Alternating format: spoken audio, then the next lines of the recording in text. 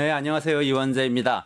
5월 12일 월요일 뉴스토마토 끝장 뉴스 라이브 시작하겠습니다. 사우론의 절대반지에 대해서 지난주부터 말씀드렸잖아요. 절대반지 누가 차지하느냐 그 레이스가 시작됐습니다. 네, 그래서 우리나라 대통령 선거 조기 대선 선거운동 기간이 시작이 됐고요. 절대반지를 차지하는 사람이 절대 권력을 가지려고 하는 건지 아니면 그 반지를 파괴하고 호빗들에게 권력을 돌려주려고 하는 것인지 모르겠습니다만 최소한 이런 건 좀 경계해야 되지 않을까 하는 생각이 듭니다. 호빗 쪽에 프로도라고 주장하다가 본인이 그러다가 갑자기 본인이 골룸이라고 주장을 한다든지 아니면 본인은 해리포터라고 주장을 하다가 갑자기 사우론이라고 주장을 한다든지 이러면 안 될 것 같은데요. 저는 집권 여당의 대선 후보가 어떤 이념을 가지고 뭘 하겠다는 사람인지 아직도 잘 모르겠는데 이 문제 포함해서 오늘 법정에 공개적으로 출두한 윤석열 씨 이야기와 그리고 드디어 김건희 씨가 소환장을 검찰로부터 받았다는데 앞으로 어떻게 될지 오늘 이 끝장 뉴스의 1타 정치에서 이야기 나눠보도록 하겠습니다. 뉴스토마토 K평화연구원이 12.3 내란을 막아낸 시민영웅 1000명 찾기 프로젝트를 진행합니다. 비상계엄 선포 이후 국회, 광화문, 남태령, 한남동 공관, 헌법재판소 등지에서 내란을 막고 탄핵 소추를 이뤄낸 시민영웅 1000명을 찾아내 대한민국 민주주의의 역사로 기록하고 시상의 본보기로 삼음으로써 민주주의를 더 널리 확산하기 위한 프로젝트입니다. 이 과정에 직접 참여했거나 참여자를 추천해 주실 분들은 우측 제보하기 QR코드나 아래 메일로 추천 및 제보해 주세요. 민주시민 여러분의 많은 참여 바랍니다. 뉴스토마토 K평화연구원과 함께 해주실 분들의 추천, 제보 및 후원을 기다립니다. 돈 버는 기술쇼 증권 통판. 너도 받고 나도 받는 친구 초대 무제한 적립 이벤트. 초대 횟수 무제한, 보상도 무제한. 한 문제만 풀면 친구도 코인, 나도 코인. 우승 상금에 친구 초대 보상까지. 매일 낮 12시 증권 통팟에서 만나요.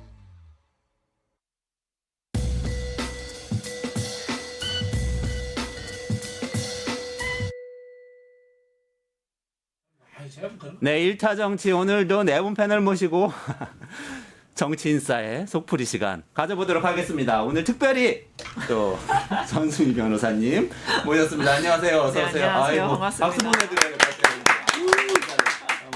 그리고 정치구루 박진영 정치 비평가님. 저 혼자 이제 비평가하려고 해요. 뭐 다른 뜻은 아니고 좀 더 크리티컬하고 좀 더 후벼 파는 그런 맛을 좀 보여드리고 싶습니다. 좋습니다. 오늘도 후배 파주시기 바랍니다. 남들보다 잘하진 못하지만. 더 깊이 후배 파시는 걸로 알겠습니다. 항상 진실을 찾아다니시는 김한한결의 기자님. 어서 오세요. 네, 그리고 매일매일 만나는 우리 박영식 시사회장 오늘도 인사드리겠습니다. 반갑습니다. 자, 그러면 우리 1차 정치 시작해 보도록 하겠습니다. 자, 조기 대선 대진표가 확정이 됐죠.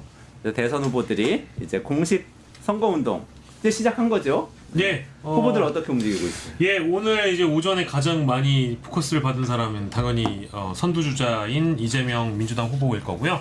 요 바로 앞인 광화문 청계광장에서 첫 번째 유세를 나눴고 어마어마한 또 인파들이 모인 것도 사실입니다. 많은 지지자들이 모여서 이 과거에 시민들과 함께 집회를 열었던 공간이기 때문에 빛의 혁명을 상징하는 공간이기 때문에 일단 광화문으로 민주당 쪽에선 잡았다라고 하고요. 그리고 김문수 후보는 송파구 가락시장을 첫 일정으로 잡았습니다. 여기서 이제 민생 문제 해결 의지를 보여주겠다라고 선언을 했고요. 이준석 그러니까 이준석 후보 쪽은 조금 독특한데요. 여수산단을 선택해서 첫 번째 일정으로 잡았습니다. 그래서 러스트벨트, 한국판 러스트벨트로 다시 살려야 된다라는 그런 의지를 밝혔고, 오후 일정 잠깐만 소개해드리면 이재명 후보의 경우에는 경기 성남시 판교, 화성시 동탄, 그리고 대전 이쪽을 가면서 이제 과학 강국 대한민국이 되어야 된다. IT와 AI 관련된 이야기들 많이 나눴고요. 김문수 후보의 경우에는 오늘 마지막 일정이 대구 서문시장입니다. 이쪽 가가지고 당 내용 문제 때문에 보수 지지층이 지금 사실 분산되고 있는 그런 상황이기 때문에 보수 결집을 위한 대한 행보라고 보이고요. 이준석 후보의 경우에는 이제 서울에 올라와서 국회에서 기자회견을 갖고 양당 모두에게 포화를 던졌습니다. 국민의힘은 추태를 부리고 민주당은 포퓰리즘을 이어간다. 양당을 비판했고요. 지금 대학가를 지금 찾아서 젊은층 공략에 나설 예정이라고 이렇게까지 정리가 되겠습니다. 아, 그렇군요. 1번 이재명, 2번 김문수, 3번은 공란, 4번 이준석 이렇게 되는 거죠. 네, 3번이 맞습니다. 그게 조국 조국은 혁신이라는 후보를 안 했기 때문에. 아, 그렇군요. 자, 그러면은 우리가 엄정하게 1번부터 살펴보도록 하겠습니다. 그냥 순서대로입니다. 이재명 민주당 대선 후보 행보가 광화문에서 빛의 혁명 완수하겠다 이렇게 시작했다고 하셨는데 요건 영상이 있습니다. 영상 하나 보시고 같이 토론하시죠. 드디어 이 자리에 진짜 대한민국의 시선 함께 선언할 주력들이 모두 모였습니다.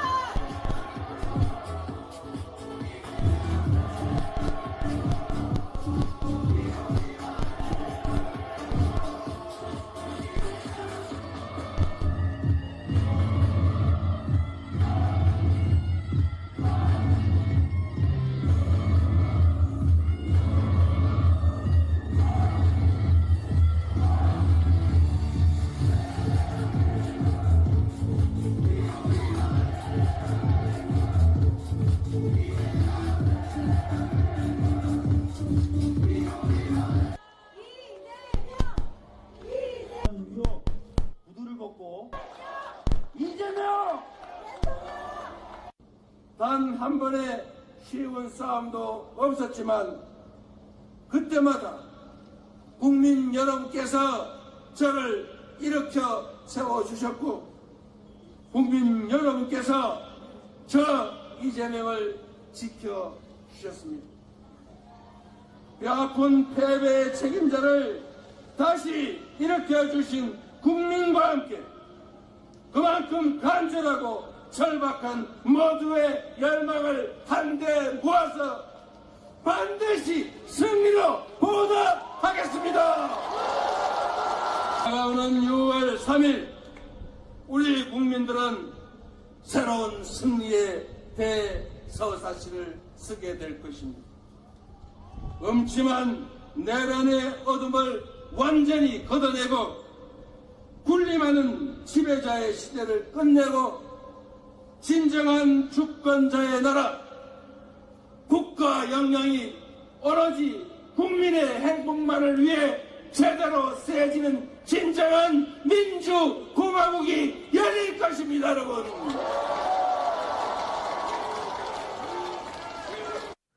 제 기억이 맞다면은 이전 대선에서 그 문재인 대통령 당선될 때 마지막에 광화문에서 유세했었던 것 같아요. 그래서 이게 민주당 유세를 광화문에서 시작하는 거니까 좀 이례적인 거 아닌가 이런 느낌이 있는데 어떠세요? 아닙니다. 항상 광화문에서 거의 시작을 했었나요? 하고 이제 마지막에 다시 광화문에 돌아와서 끝내는 형태가 많았고 특히 이제 2017년 이후에 이번 대선이 구도가 좀 비슷하지 않습니까? 그런데 광장의 어떤 승리를 바탕으로 해서 열리는 대선이라는 이제 어떤 그 민주당이 갖고 있는 구도 속에서 어떤 상징적인 장소로 광화문 광장 택해진 것 같습니다. 여기 끝나고 판교로 바로 간 건가요? 네, 그런 걸로 알고 있습니다. 동탄, 판교, 그리고 대전 요 일정인 걸로 알고 있습니다.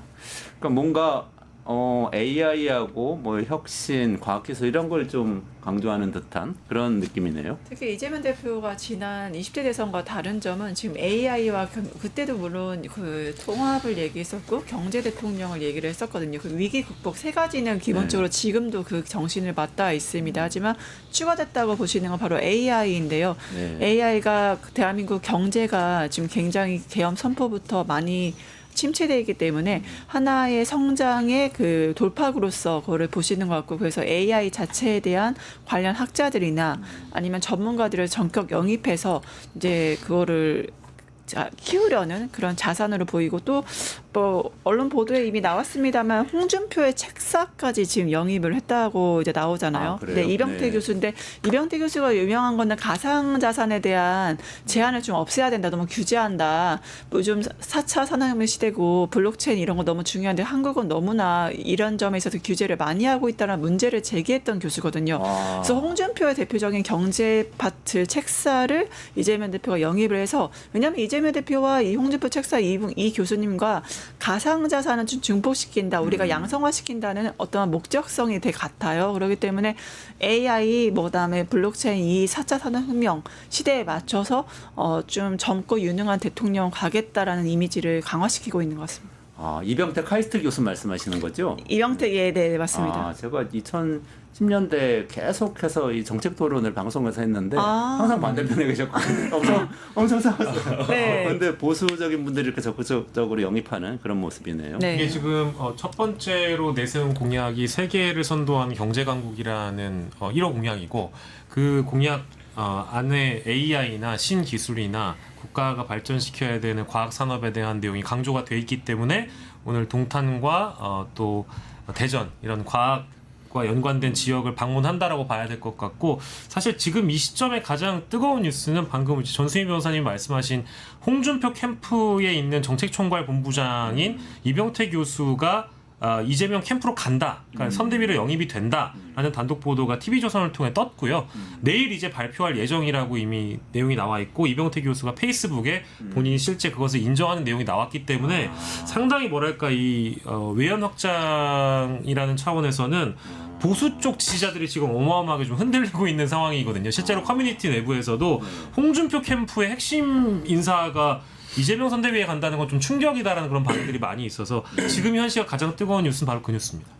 이재명 후보가 홍준표 전 대구시장에 대한 언급을 직접 몇 번 하기도 했죠. 오늘도 어제 이제 되고 뭐 오늘 되고. 낭만의 정치인이었다, 오시면 막걸리 한잔 먹고 싶다 이런 이제 약간 그 F적 접근, 네. F적 접근을 좀 하고 있는데, 그러니까 그 골목 투어 할 때도 대구 경북에 상당히 공을 들이지 않았습니까? 이제 본인이 어쨌든 출생지기도 하고, 근데 내부적으로 어쨌든 대구 경북에서의 뭐 전체 득표율을 이기지는 못한 가능성이 커 보이지만 득표율을 끌어올리겠다, 이 목표는 확실히 있는 것 같습니다. 아, 그렇군요. 영남에서 득표를 많이 해야지 전국적인 국민 대통령이 되는 거거든요. 네. 그런 측면에서 좀 목표치를 잘 잡았다 이런 생각이 들고요. 아까 이 출정식 할 때 보니까 윤여준 전 장관을 손을 또 오래 잡고 계시더라고요. 네. 제가 조금 보태드리자면 윤여준 장관이나 이병태 교수나 이런 분들을 집권 후에도 가까이 두시고 자주 만나는 게 좋겠다라는 생각이 듭니다. 선거 때만 중도화하고 선거 때만 나와 생각이 다른 사람들을 존중하는 것이 아니라 집권 후에도 그렇게 하는 모습이 결국은 정권이 늘 다수 정권이 돼야지 정권이 안정적인 겁니다. 그리고 제가 늘 말씀드리지만은 동종교배보다는 이종교배가 되면이 잡종 강세 현상이 일어납니다. 생물학적으로. 그래서 다양한 생각들이 일어나기 때문에 그런 분들을 자주 만났었으면 좋겠다라는 생각이 듭니다. 그렇군요. 이게 일단은 페이스북에 올라온 내용 잠깐만 소개를 해드리면 이병태 교수 페이스북인데요. 홍준표 후보가 국민의힘 후보가 되고 이준석 대표와 단일화를 해서 자유주의 정부를 만드는 게 이제 자신의 꿈이었다라는 그런 이야기를 일단 서두에 깔면서 결국 자유계약 선수가 자신이 이제 캠프가 이제 와야 됐으니까 이제 해산됐으니까 그러고 나서 FA 선수가 됐다고 생각했는지 이재명 측과 이준석 측에서 적극적으로 도움을 청해 왔는데 어쨌든 뭐 이재명 캠프가 문재인 정부와는 다르게 통합과 정통 경제 원칙에 입각해서 경제 운영을 심각하게 고민하고 있다는 설득에 자신이 넘어간 것이다. 그래서 오히려 이제 인정하는 대목의 내용이 있고요. 하루에도 여러 번 생각이 바뀌었지만 어쨌든 이준석 후보가 이재명 후보를 선거에서 이길 수 있도록 도울 수 있을까를 고민을 안 하는 것은 아니지만 어쨌든 이분의 뭐 연배가 좀 나이가 있으신 걸로 제가 알고 있는데 이준석 후보 쪽에 몸을 담는 것보다는 자신의 어떤 원하는 바를 실현하기 위해서는 현실적으로 이재명 후보가 더 나은 선택이었다라는 생각에 이제 이런 페이스북 글을 남긴 것 같습니다. 생각이 다른 측면도 있겠지만 예를 들면 말씀하셨던 가상자산이나 이런 부분은 사실은 또 잘 맞을 수도 있으니까 그런 부분들을 가지고 이렇게 연합을 해가는 그런 모습이네요. 아니, 생각이 경제적인 부분에서 거의 유사해요. 이재명 후보가 실용주의를 이야기하잖아요. 이게 이제 미국 쪽으로 가면 이제 프래그마티즘 같은 경우가 이제 자본주의와 자유주의가 막 발전하던 시기에 민주적 절차적 정당성을 만들어야지 자본주의도 발전한다는 논리를 만들어내거든요. 이재명 대표가 계속 그런 이야기를 해요. 예. 그런 부분에서 저는 뭐 자유주의적인 이 정통의 입장을 이재명 후보가 이번 선거에 들어서 계속 이야기를 하고 있었다. 뭐 이런 생각이 들고 오히려 이제 문재인 대통령 같은 경우는 뭐 소득주도 성장이라든가 이런 게 이제 유럽식 좌파잖아요. 자유주의하고는 조금 거리가 있는 그런 뭐 혼합 경제적 요소들을 주장했는데 그것과는 확실히 확연히 다른 모습을 보여줬기 때문에 저는 이제 뭐 이 정통 시장주의자들도 이재명 후보와 같이 할 수 있다 그런 생각이 듭니다. 네. 홍준표 전 대구시장하고 어떻게 보면 같이 가려고 한다 이렇게 해석할 수도 있는 건가요? 그런 부분이 뭐 확연하다고 봅니다.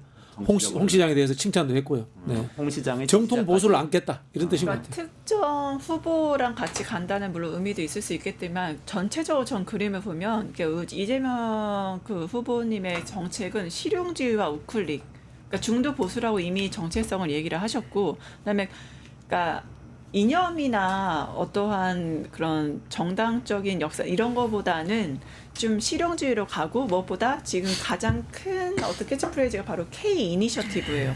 우리가 K컬처라든가 문화 영역이든 반도체 영역이든 경제 영역이든 신산업 영역이든 그 어떤 것도 우리 K가 주도권을 쥐고 이끌어갈 수 있는 영역들을 우리가 만들어가겠다. 나 유능한 경제 대통령 내가 한번 그걸 해보겠다. 여러분들이 함께 해달라. 그런 목소리 되지 않았나 싶습니다. 경제를 강조한다 이렇게 네. 해석할 수 있겠네요. 이게 이 다음 얘기하고 연결이 되는지 모르겠어요. 한번 제가 여쭤볼게요. 이재명 후보가 또 동시에 아직도 내란이 끝나지 않았다.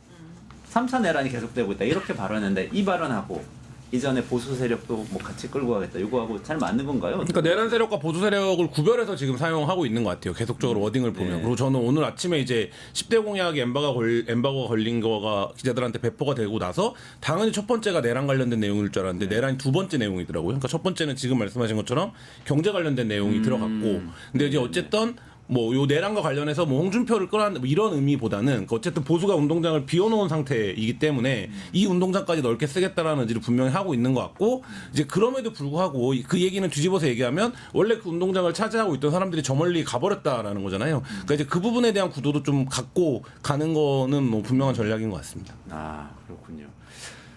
지난 대선 패배를 또 이재명 후보가 언급을 했는데 좀 뼈아픈 측면이 있었겠죠. 그때의 경험하고 지금 갖고 있는 이 스탠스하고 좀 연관이 있다고 봐야 될까요? 아쉽죠. 일단은 지난 대선 패배를 했기 때문에 나라가 이렇게 망가지는 상황이 연출됐지 않습니까? 이재명 후보 본인이 느끼는 책임감이 막중하다라는 아마 그런 부분을 일단 강조를 한 것 같고요. 그리고 지난 대선 때는 이 네거티브에 휘말려 가지고 실력을 발휘해 보지도 못했어요. 네. 저 선거 전략에 실패였다라고 보는데요.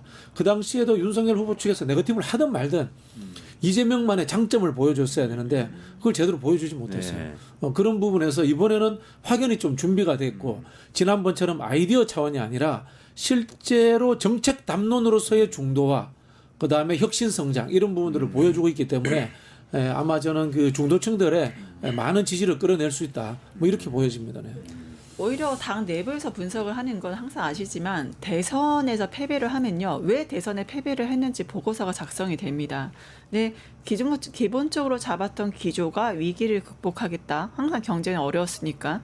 그리고 경제 대통령, 유능한 대통령이 되겠다. 그리고 국민 통합을 이루겠다였는데 사실 지금에 더 맞는 캐치프레이즈였죠. 그 20대 대선보다는. 그리고 가짜뉴스와 딥페이크는 한국이 굉장히 기술이 발달해서 그때 이재명 대표에 대한 가짜뉴스가 엄청나게 많이 돌았었어요. 근데 그거에 대해서 하나하나 대응을 못했거든요. 그러니까 대선이 끝난 이후에도 그걸 여전히 진실로 믿고 계시는 뭐 중도층까지 보수뿐만 아니라 그런 게 많았기 때문에 뼈아픈 가짜뉴스에 대한 기억 때문에 이번에 그 법률위원회라든가 그런 민주파출소를 만들고 가짜뉴스에 적극적으로 대응하는 모습, 고소고발하는 모습들을 통해서 더 이상 선거판에서 이런 가짜뉴스로 이재명에 대한 이미지를 오해받게 하거나 잘못된 인식을 주지 않겠다. 그러니까 과거의 성찰이라는 건 바로 가짜뉴스로 인한 본인의 막대한 피해, 그리고 그 이미지 형성으로 인한 경제 대통령이라는 걸 보여주지 못했던 그런 안타까움이 지금 이번에 선거 전략에서 배워서 지금 펼치고 있다고 보고, 무엇보다 내란에 대한 거를 이번에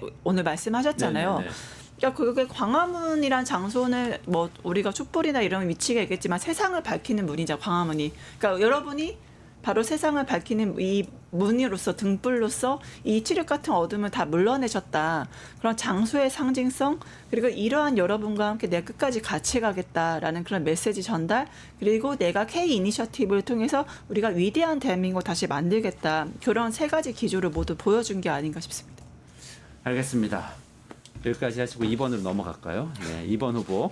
그거 하나만큼 저희가 네, 아까 추가해주세요. 이제 전수미 변호사님 말씀하실 때 생각이 난 건데 민주파출소라는 곳이 사실 출범을 하면서 이제 이른바 이제 보수 정당들 위주로 이제 범여권이라고 해야 되겠죠. 범보수 쪽에서는 국민을 검열하는 거고 협박을 하는 거다. 이거 멈춰야 된다라고 강조한 바 있었는데 이제 뭐 선거 기간이 돼서 그런지 몰라도 가짜 뉴스를 대응하는 건 각 정당마다 다 똑같은 기구를 출범시켜가지고 하고 있는 거거든요. 그래서 뭐 상황이 이렇게 돼가지고 지금 그때 과거에 비판했던 것이 좀 머쓱해지는 상황 아니겠는가 이런 생각 좀 들긴 했습니다. 머쓱함이란 단어는 한국 정치에서는 이제 거의 사라졌고 특히 지금 여당에서는 완전히 사라진 것 같은데요. 알겠습니다. 김문수 후보로 넘어가겠습니다. 2번. 자, 김문수 국민의힘 대선 후보는 가락시장 서울 송파구에 여기 먼저 찾아갔다고 하는데 하여간 뭐 이념이나 이런 거 강조하기보다는 또 현장으로 간 것 같은데요. 자, 어떻게 보셨습니까? 민생, 뭐 서민 이런 걸 강조하려고 하는 것 같은데요. 당연히 해야 될 일인데 원래 제일 영향가 없는 게 시장 투어예요. 솔직히 말씀드리면 이재명 후보 같은 경우 광화문에 갔다는 것은 내란 종식이라는 프레임을 이야기하는 거예요. 그 다음에 그 이준석 같은 경우는 뭐 별로 언급하고 싶지 않습니다만은 여수 산단에 갔다는 것은 구체적인 산업 정책이라든가 청년들의 일자리를 이야기했기 때문에 정책을 이야기해서 표를 얻겠다는 거예요. 근데 제일 우리 여론조사에 보면 이번 대선에 해결해야 될 과제가 뭡니까? 그러면 민생 이렇게 이야기하거든요. 근데 그 표가 안 돼. 왜냐면요. 민생이라는 것은 정치가 늘 해야 되는 그렇죠. 물을 마시는 것, 공기로 숨을 쉬는 것과 똑같은 거예요. 그래서 실제로 구체적 표가 안 돼요. 당연히 해야 되는 건데. 이게 뭐냐면은 그만큼 선거운동이라든가 프레임이라든가 구체적 정책에 대해서 고민하지 않았다. 그래서 기존에 하던 관성대로 시장 가자. 서민들 만나자. 민생 살리자. 이런 수준에서 갔다는 측면으로 해석이 되고요. 그만큼 준비되지 않았다. 깊이 생각하지 않았다. 뭐 저는 그렇게 해석이 됩니다. 시장 찾아간 건 그냥 게을러서 그랬거나 준비가 안 된 것이다. 이렇게. 국민의 후보들이 천유세지로 가락시장을 간 게 제 기억에 처음이 아니거든요. 홍준표 후보 때도 그랬던 것 같고 윤석열 후보 제가 정확하게 기억이 안 나는데 하여튼 윤석열 후보도 첫날 다 시장이었어요. 그러니까 역 아니면 시장이었습니다. 예. 보수 계열의 후보들이. 예, 그러니까 예를 들면 민주당 계열의 후보들이 이제 광장, 그다음에 이제 이 선거의 구도, 사회적 의미 이런 것들을 강조하면 반면에 이제 국민의 후보들은 늘 시장. 뭐 역 개발 뭐 이런 쪽의 프레임을 잡는 게 일반적인 첫날의 풍경이긴 한데 오늘 저는 그 가락시장을 간 것보다도 이름이 없는 점퍼를 입고 나올 정도로 준비가 안 돼 있었다. 그게 맞았죠. 예. 이름이 안 써져 있었어요. 네, 그러니까 저는 정말 깜짝 놀랐습니다. 예를 들면 그런 정도로, 그러니까 예를 들면 후보 거는 준비할 수 있잖아요. 예를 들면 한덕수일지 김문수일지 몰라도 한덕수도 만들어놓고 김문수 것도 만들어놓을 수 있는데 왜냐면 첫날 천유세지는 전국에 다 릴리스가 되는 사진으로 나가는 건데 그 점퍼에 자기 이름이 없었다라는 거는 지금 빨간 점퍼인데 네, 그냥 빨간 점퍼 2번만. 예. 아니야 아무것도 없이. 빨간 점퍼. 빨간 2번은 점퍼. 있었던 것 같은데 지금 확실히 좀 찾아봐야 될 것 같은데 어쨌든 이름이 없는 게 굉장히 화제였고 그만큼 지금 준비가 안 돼 있다. 그러니까 뭐 주말에 그 난리를 쳤으니 그런데 그 난리에 대해서 또 한마디 언급을 하긴 했어요. 그래서 그 과정은 다 괄호 안에 있고 더 굳은 단결로 가는 단계였다. 더 굳은 단합으로 가는 단계였다. 김 후보는 이렇게 언급을 했는데 특히 이제 시장이 그림 내긴 좋아요. 그림 내긴 확실히 좋아요. 순댓국을 또 드셨더라고요. 그렇죠. 저는 그거 쇼라고 보는 게 왜냐하면 사실 보수층에 아킬레스건이 있어요. 그러니까 우리는 기득권이야, 우리는 재벌 친화적이야 이런 게 있기 때문에 시장으로 가는 이유는 저는 오히려 본인들의 열등감의 표출. 그러니까 우리는 이게 친서민적이에요, 재벌만 바라보지 않아요, 여러분과 함께합니다라는 저는 하나의 쇼, 그 장소적 쇼라고 그냥 보고요. 그다음에 뭐 단일화에 껴안는 포옹신 봤는데 저는 이준석하고 윤석열 껴안는 거 생각났거든요.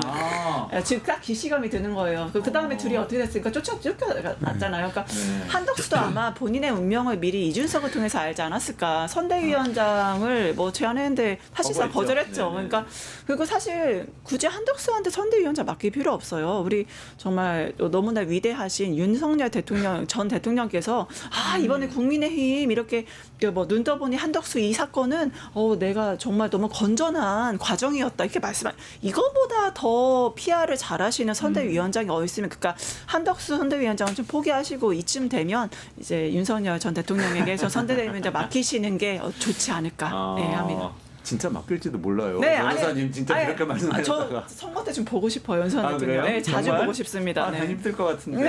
근데 사실 시장에 갔으면은 저는 지역 화폐 뭐 25만 원씩 나눠줘서 시장 살리겠습니다. 전통 시장에서는 쓸 수 있는 그 상품권 드리겠습니다. 이런 정도는 해줘야 될 것 같은데 뭐 내용은 없는 거죠. 이게 갔다는 것만. 야당일 때 시장을 가야 발언을 세게 할 수 있어요. 전 정부 때 야당이었어. 시장 경기가 이게 얼마나 정치를 못했으면 정책이 없었으면 경기가 이 모양이냐. 시장에 와 보니까 막 다 죽는다고 한다. 근데 그 얘기하면 지금 자기 얼굴에 침 뱉기가 되는 상황이고 저는 오늘 그걸 느꼈는데 김문수 후보가 표정이 굉장히 경직되어 있지 않습니까? 그러니까 예를 들면 그래서 약간 시장에 시장 가면 잘하는 정치인들 있잖아요. 아무데나 털썩 안고 커피도 받아 먹고 어머님들 손도 잡고 막 그래서 저희도 이제 요새 취재 때 쫓아나 보면 어떤 분은 막 들어가면 막 1시간씩 걸리고 이런 분들이 있거든요. 근데 들어가서 그냥 한 10분 15분 만에 후딱 나오는 분도 있는데 김문수 후보가 약간 그런 스타일이더라고요. 그래서 이 시장에 가는 효과가 말씀하신 대로 사진 찍고 그림 내긴 좋은데 이 시장에서 강점을 발휘하는 효과는 별로 없는 후보가 아닌가라는 생각도 들었습니다. 사진은 아무것도 없네요. 네, 번호도 없는 것으로 확인이 됐고 당명이나 후보 이름도 또 기호도 누락된 채였다고 하고요. 실제로 이 선거 운동원들한테 나눠줬던 유니폼에도 이름이 없었다고 하는데 이윽고 있었던 선대위 출범식에서는 어쨌든 갈아입었더라고요. 네, 갈아입어가지고 김문수란 이름이 적혀 있었다고는 하는데 이거 어쨌든 좀 급조했기 때문에 지금 상황에서는 오전에 뭐 어쨌든 공식 선거 운동 시작하면서 유니폼에 이름 저런 경우는 저는 그냥 이번에 처음 본 것 같은데. 처음 본 것 같아요. 태어나서 처음 본 것 같아요, 제가. 선거 운동이 아니고 저거는 그냥 옷 입고 나오신 거. 저거는 조깅하러 나오신 것 이번 효과를 같은데. 내야 하는 무소속 후보가 입는 그 점퍼죠. 맞다, 교육감 맞다. 선거에서 교육감 선거. 그렇죠. 아, 네. 교육감 선거에서. 네. 등산 나오신 거 아닐까? 등산 좀. 조금 빨간색 어울리네요. 네, 잘 어울리는. 근데 이게 이제 원래 빨간색이잖아요. 네. 양당의 후보가 그러니까 즉 김문수 후보의 경우에는 처음 일정을 이제 소화를 하면서 아마도 본인 역시도 선거를 뭐 한 번만 뛰어본 분은 아닐 테니까 이런 유니폼을 입었을 때 유니폼이 아닌 어쨌든 빨간색 옷만 입었을 때 느끼는 본인의 감정이 굉장히 복잡했을 거란 생각이 들고요. 그러니까 즉 방문은 시장을 하고 시민들을 만나고 상인들을 만나면서 어떤 메시지를 내야 되는지 집중하기보다는 내가 지금 무엇을 입어서 기자들한테 사진을 찍히면 어떤 평가를 받을까에 대해서 아마 신경을 썼을 것 같고 반대로 이재명 후보 쪽에서도 광화문에서 굉장히 뭐 많은 지지자들 앞에서 우렁차게 연설을 하지만 다른 데 신경이 좀 쓰였을 것 같아요. 아까 영상에서는 안 나왔습니다만 3kg짜리 방탄복을 안에 그 점퍼 안에 입었어야 됐거든요. 그리고 실제 오늘 또 보도가 됐습니다만 지금 러시아제 저격총이 국내에 반입됐다라는 이미 제보를 민주당이 받았기 때문에 저격에 대한 위험성도 고려가 돼서 실제 파란색 풍선을 현장에서 띄운 걸로 알고 있어요. 그게 이제 저격에 방해가 되게끔 시야를 가리게끔 풍선을 띄운 거거든요. 그러니까 이게 양 정당 모두 후보가 오롯이 이제 이 어떤 연설과 행보에 집중할 수 있는 환경이 되느냐. 그러니까 이제 이재명 민주당 후보 입장에서는 어떤 그런 물리적인 테러 위험성을 놓을 수가 없을 것이고, 뭐 김문수 후보 입장에서는 시장에 가가지고 번호도 없고 이름도 없는 그런 점퍼를 입고 있으니 집중이 되겠느냐 싶기도 하고요. 한편으로는 메시지로 놓고 봤을 때 저는 뭐 어쨌든 공약 발표가 되어 있고 또 이제 사람들이 많이 모인 곳에서 뭐 연설을 했던 이재명 후보 쪽의 공약을 좀 집중돼서 보긴 했는데 아쉽긴 하네요. 김문수 후보는 또 저런 모습을 또 보여줬다고 하니까. 오늘 첫날 김문수 후보가 이제 유세를 하면서 본인이 중도 확장성이 제로라는 걸 다시 한번 스스로 입증했거든요. 왜냐면 탈북자 출신 국회의원을 그러니까 단상에 올려서 자기는 좌파였고 여기는 옛날에 김일성 수령 만세를 해봤던 사람인데 북한 인민을 구할 수 있는 건 국민의힘밖에 없다 이런 논리를 펼쳤는데 이게 태극기 펄럭이는 광장에서 할 얘기지 대통령 선거에 나와서 어쨌든 본인이 1위 후보를 따라잡겠다라는 108석의 의석을 갖고 있는 정당의 후보가 유세 첫날 할 얘기는 아니거든요. 박충권 의원인가요? 네, 그렇죠. 그래서 그러니까 이게 극자와 극우 사이는 폭이 넓기 때문에 다 포괄한다 이렇게 생각한단 말이에요. 네. 근데 저기 이제 요걸 들어 설명을 해볼게요. 여기서 극자로 가는 거야, 여기 가는 거야. 여기서 극우로 가는 거야, 뒤에서 만나는 거야. 점에서 만나버려요. 나머지를 다 버리고 다 포괄하는 것처럼 생각하지만 그게 극자나 극우나 다 전체주의고 개인의 시민권이나 민주주의를 위협하는 거거든요. 그게 김문수 후보는 중도 우파도 버리고 중도 좌파도 버리고 다 버린 거예요. 아니 아까 빨간 잠바 잘 어울린다 그러셨는데 그 지금 굉장한 비유적인 표현이셨던 것 아니, 같은데. 뭐 과거에 정치 이제 뭐 비평가 이른바 진영 평론가님. 예, 뭐 과거에 어떤 사람이요? 선호련이라고 네네. 서울 지역 그 민주노동자 연맹이라는 단체가 노동운동 세력 내에서도 가장 이제 강경한 집단이었고 옛날식으로 이야기하자면 그게 뭐 CA라고 합니다. 재헌의회파라고 해서 이른바 이제 러시아 혁명, 레닌의 러시아 혁명을 흉내내 가지고 인민민주주의 혁명을 일으키겠다라는 이제 그런 이 사회주의적 사상을 가졌던 것으로 이렇게 그 당시에 이제 인식됐던 김문수 후보가 속했던 그 조직이 CA 그룹이었나요? 네, 조직이 네네 선호련이 그렇게 이제 CA 그룹 안에. 인식되고 있었죠. 그러니까 1987년에 우리 민주화할 때 네네. 이게 기존의 뭐 DJ나 YS처럼 대선 치러가지고 하자는 사람들이 이제 다수였지만 아예 국회를 뒤엎고 그렇죠. 러시아식으로 뭐 볼셰비키 뭐 의회를 그런 만들자 것을 이런 꿈꿨던 사람들. 사람들과 가까웠던 걸로 알고 있습니다. 아. 네. 정확하게 저는 뭐 모르겠습니다만은.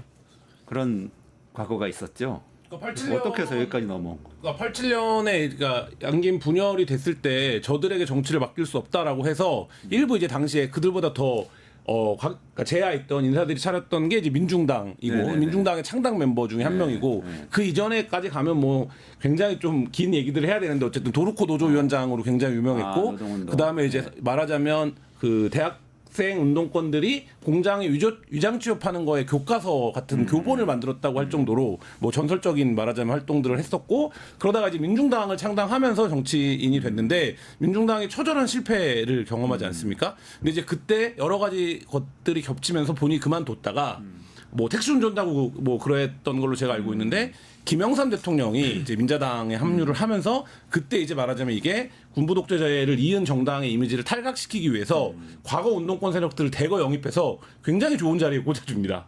그때 이제 영입됐던 인사 중에 제일 네임드 두 명이 김문수와 이재호였죠. 맞아요, 아, 이재호. 네. MB 정권 때 장관했던 네, 이재호. 그렇죠. 네, 그래서 그때 이제 영입이 돼서 그때 근데 그 부천에서 박지원 의원도 이겨본 경험이 있고, 그러니까 굉장히 말하자면 국민의힘 그 당시 이제 한나라당 뭐 계열에서는 굉장히 촉망받는 정치인이었고, 개혁 정치인이었습니다. 예, 그 당시에. 예, 그래서 이제 당내 소장파, 개혁파를 상징하는 이제 그 이미지였고, 그래서 그때 민중당 출신 중에 그러니까 민자당에 합류했다가 여기서는 내가 체질이 안 맞아서 못하겠다. 이 사람들 너무 정의롭지 못하다 해서 나온 분들도 꽤 있어요. 나온 분들도 꽤 있는데 김문수 이재호는 어쨌든 거기 남아서 이들이 활동을 할 때는 가장 이제 말하자면 강경하게 활동을 했던 분들인데 말씀하신 것처럼 이제 극단적으로 점점 더 입장이 이제 우경화되는 과정을 겪었고 뭐 아시다시피 마지막 공직은 사실 경기도지사 때였다라고 경기도지사. 예, 네. 봐야 되는데 그러니까 그게 벌써 몇 년 전입니까? 그러니까 10년도 훨씬 더 된 예전인데 그때 그리고 지금 보면 경기도에서 민주당이 거의 압승을 거두게 인구 분포가 변하지 않았습니까? 그 분포가 변하기 전에 경기도지사를 했던 건데 근데 이제 그러고 나서 한동안 제야에서 야인으로 지내시다가 태극기와 함께 부활하셔 지금 국민의힘 후보까지 되셨죠. 아니, 나무위키에 잘못 나와 있네요. 나무위키에는 약간 민자당 아까 민자당으로 네. 합친 거라고 그러셨잖아요. 근데 그 전에 사실은 이 노무현이나 뭐 이런 분들이 YS하고 같이 정치를 하다가 민자당이 이렇게 보수정당하고 합당하면서 사실 그 다음에 꼬마 민주당으로 남잖아요. 이분은 신한국당. 그 다음에 신한국당으로 들어간 거죠. 그 유명한 그러니까. 간첩 이슬세 사건이라고 했어요. 그 사건 때 이제 제야파들이 이제 어떻게 보면 살기 위해서 제도권 정당에 들어오거든요. 그때 이제 들어왔던 건데. 그러니까 이미 여당일 때 여당일 때 들어왔죠. 여당일 때 그러니까 들어왔죠. 사실 뭐 자리를 얻기 위해서 들어간 거죠. 네, 뭐 그런 부분들도 있고 처음 도지사 할 때까지만 해도 멀쩡했어요. 솔직히 어떻게 그렇게 바뀌었어요? 그게 이게 저는 뭐 이제 이분을 이렇게 분석하자면 이분이 과거에는 분명히 좌파였어요. 좌파일 때도 전체주의적 좌파 사고를 갖고 있었던 거예요. 뭐 예를 들자면은 지금 우리 서구에 이야기하는 사회민주주의, 독일이라든가 영국의 노동당 같은 점진적인 어떤 사회주의를 만들어 가겠다라든가 타협적인 정책이 아니고 뭔가 혁명적인 거나 혁신적으로 정권을 뒤엎어야 되겠다는 생각들을 갖고 있다 보니까 아주 급진적이고 또는 이제 전체주의적인 사고를 갖고 있었던 거죠. 근데 이게 똑같이 우파도 똑같거든. 쉽게 말하면 이런 거 아닙니까? 히틀러나 그 스탈린이 했던 짓이 알고 보면 똑같아요. 국민을 단합하고 학살하고 그런 식으로 확 바뀌어간 거죠. 아마 성향이 저는 그런 약간 독단적이고 전체주의적으로 모든 것을 목적지향적으로 이루어내면 돼라는 이런 성향이 있지 않나. 또 엘리트주의적인 성향도 있고 그런 부분인 것 같아요. 아니 그렇게 바뀔 수 있는 건가? 그래도 이제 좌파로서 뭐 어쨌든 노동자들을 위해서 어떤 혁명적인 폭력적인 방법을 쓰더라도 노동자들을 위하겠다고 했던 사람이 계엄을 옹호하고 뭐 내란을 옹호하고 이럴 수 있어요? 나치가 국가 사회주의잖아요. 박정희가 했던 정책들 중에 사회주의적 정책들 많아요. 저는 뭐 김문수라는 정치인을 보면서 아까 우리 박지원 평론가가 말씀 주신 것처럼 극과 극은 통하는구나. 그거를 이제 가장 상징적으로 보여줄 수 있는 분이 이제 김문수 후보 아닐까라는 생각이 들고, 제 개인적으로는 이제 굉장히 오랜 기간 그런 얘기를 들었던 것 같아요. 그러니까 노동운동가의 대부라고 하면 정치 오래 하신 분들 중에 김근태 전 의원을 꼽는 분도 많지만 김문수 후보를 언급하는 사람들도 굉장히 많았다라는 거. 네네. 그래서 거의 제가 들은 어떤 비율로 따지면 김근태만큼이나 김문수 후보를 언급하는 분들이 제 주변에도 많았던 걸로 기억을 하고요. 정치인으로서 저에게 가장 신기했던 토론 장면이 있었는데, 김문수 경기도지사 후보 시절에 그리고 이제 유시민 후보가 그렇죠. 맞닥뜨렸을 때의 장면인데, 서로가 서로에게 칭찬을 해줬던 장면들이 굉장히 기억에 진하게 남아 있어요. 그러니까 왜냐하면 두 분의 역사가 쭉 깊잖아요. 그러니까 이제 김문수 후보가 과거에 이제 박정희 정권 때 잡혀가서 고문을 당했음에도 불구하고 끝내 이름을 밝히지 않았던 게 유시민 작가와 유시민 유시춘 동생이 누나인지 헷갈리는 네. 그분들에 대한 이름을 언급하지 않았던 것도 화제였고, 이제 그런 대목들을 토론 과정에 서로가 서로에게 덕담을 주거든요. 이제 그런 장면이 되게 아름답게 기억이 되기도 하고, 최근에도 유시민 작가가 방송에 나와서 상황이 이렇게 됐음에도 불구하고 김문수 후보에 대한 인간적인 비판은 진짜 단 요만큼도 하지 않으시는 걸로 봤을 때 놀라워요. 그러니까 유시민 작가가 요즘 방송에서 또 김문수 후보 본인에 대해서 막 얘기를 하고 그러잖아요. 저는 사실 근데 어떤 기억이 있냐면, 유시민 작가의 누나가 유시춘 이사장. 이사장. 이분이 이제 김문수 후보 오빠라지하고 그랬다는 거예요. 근데 그 동생인 유시주 작가님이 또 계세요. 그분이 제가 희망자역도 소장을 했었는데 박원순 시장이 만들었던, 같이 했거든요. 이사님이셨는데 그때 10년 전에 이 얘기를 하시더라고요. 본인이 김문수 오빠라는 사람을 굉장히 잘 아는데 과거에 항상 이 선배가 나서서 교회에서 막 이런 데서 갑자기 막 일어나서 연설을 한다는 거예요. 이 김문수가 김문수가 거기 있는 모든 사람들을 상대로, 목사님이 계신데도 불구하고. 근데 그럴 때 너무 과격해가지고 사실은 그 운동권 안에서도 굉장히 걱정을 했는데, 그런 스타일이었죠. 지금 저기 광장에 나가가지고 저렇게 태극기 부대하고 같이 있는 게 너무 생경하다 이런 얘기 하셨던 기억이 평소에 나요. 태도는 굉장히 예의 바르고 그리고 또 뭐 이 좀 재물이나 이런 데 별 욕심이 없고 그런 사람으로 알려져 있어요. 네. 근데 이렇게 하다가 그러면 어떻게 해서 태극기 부대 쪽으로 가게 된 거죠? 마지막에 이제 저는 많은 정치인이 망가진 이유 중에 뭐 여러 가지 복잡하게 분석할 수도 있지만 저는 원한 감정이라고 보거든요. 원한. 예, 그러니까 특정한 세력들에게 원한을 이제 갖기 시작하면서 망가지는 경우들이 많은데, 이분이 다들 기억을 잘 못하시는데 도지사 끝내고 공천을 받는 과정이 굉장히 험난했습니다. 그래서 결국엔 대구를 갔어요. 그러면 본인은 이제 거기가 험지 출마라고 생각을 했어요. 왜냐하면 본인이 경기지사를 2번이나 연임했고 경기도 부천에서 3선을 했는데 공천을 못 받고 대구로 갔는데, 대구에서 그 당시 김부겸 의원한테 대패를 합니다. 아니 근데 대구를 갔으면 공천을 못 받은 게 그건 아니라 아니죠. 뭔가 근데 특혜를 준 거 아니에요? 어쨌든 그 과정에서 본인이 그 당시에 지금은 친윤이 주류니까 주류라고 말할 수는 없겠지만, 본인이 오랫동안 이제 말하자면 관여해온 정당에 굉장히 좀 어떤 원한 감정을 갖게 된 것 같고 그 원한 감정을 갖게 된 이후에 삐뚤어지기 시작합니다. 그래서 이분이 이제 불러주는 데가 없고, 원한 감정 이후에 제일 위험한 게 소외와 고독이거든요. 외로움. 외로움. 그래서 제가 아까 이재명 대표 후보가 이제 연세에 있으신 원로들, 중도적인 원로들을 많이 만나신다고 했잖아요. 대통령 되신 후에도 계속 만나 드려야 돼요. 잔소리도 듣고 그렇게 해줘야 된다는 말씀을 드리고 싶은데, 이 김문수 후보가 김대중 대통령과 이른바 전대협 주류들을 굉장히 싫어했어요. 왜 그런 생각을 했냐면은 북한의 존재 때문에 우리 한국이 민주화되는데 굉장히 걸림돌이 됐다. 근데 북한과 친하게 지내는 제야파들 싫다. 이런 식의 사고를 너무 이제 극단적으로 가지고 있었던 거예요. 그런 부분들이 민주당으로 오지 않았던 이유가 되기도 했고, 아까 말씀하신 것처럼 외로움 때문에 국민의힘 내에서도 또 외롭게 된 거예요. 국민의힘이 과거에 YS 이회창까지만 해도 개혁적 흐름이 존재했어요. 근데 박근혜 이명박으로 흘러가면서 본인도 대선 후보 몇 번 나왔어요. 떨어지고 외롭고 혼자가 되고 이런 상황에서 정광훈 목사 쪽에서 손잡아 주니까 이제 그쪽으로 끌려간 거죠. 그래 어른들 외롭게 하면 안 돼요. 그래서 오늘 첫날 유세에도 드러났지만 지금 말씀하신 것처럼 예를 들면 과거 본인이 몸담았던 운동권의 노선에서 본인이 북한에 대해 가졌던 생각이 이제 말하자면 정광훈 류들과 맞아 떨어진 거죠. 나이 60이 넘어서 보니. 그래서 북한에 대한 적개심 그리고 북한에 대해서 나만큼 적게 하지 않는 쟤들이 왜 민주세력이야. 뭐 이런 것들이 복잡하게 지금 얽혀서 그 태극기 시절에 제가 이제 몇 번 광장에서 연설하는 거를 본 적이 있었었는데 제가 과간인 발언들도 많이 했었거든요. 이런 거예요. 김문수 후보가 우리가 생각해 변했다고 생각하지만 안 변해서 이 사람 80년대 사람 아직도 80년대야. 그렇죠. 왜냐하면은 민주당에 있는 상대방들이 80년대의 옛날 전대협이라고 생각하는 거예요. 아무도 안 그렇거든. 지금 민주당의 종북이 어디 있어요. 그렇죠. 전부 다 냉정하게 북한을 보고 있고 전략적 상호주의 입장에서도 굉장히 이 전략적으로 보고 있는데 그런 사람 없거든요. 그래 아직도 이 사람은 80년대 사고에 머물러 있는 거예요. 그래 극자와 극우는 알고 보면 상생한데 이 사람은 80년대 사고에 머물러서 세상을 보고 있다.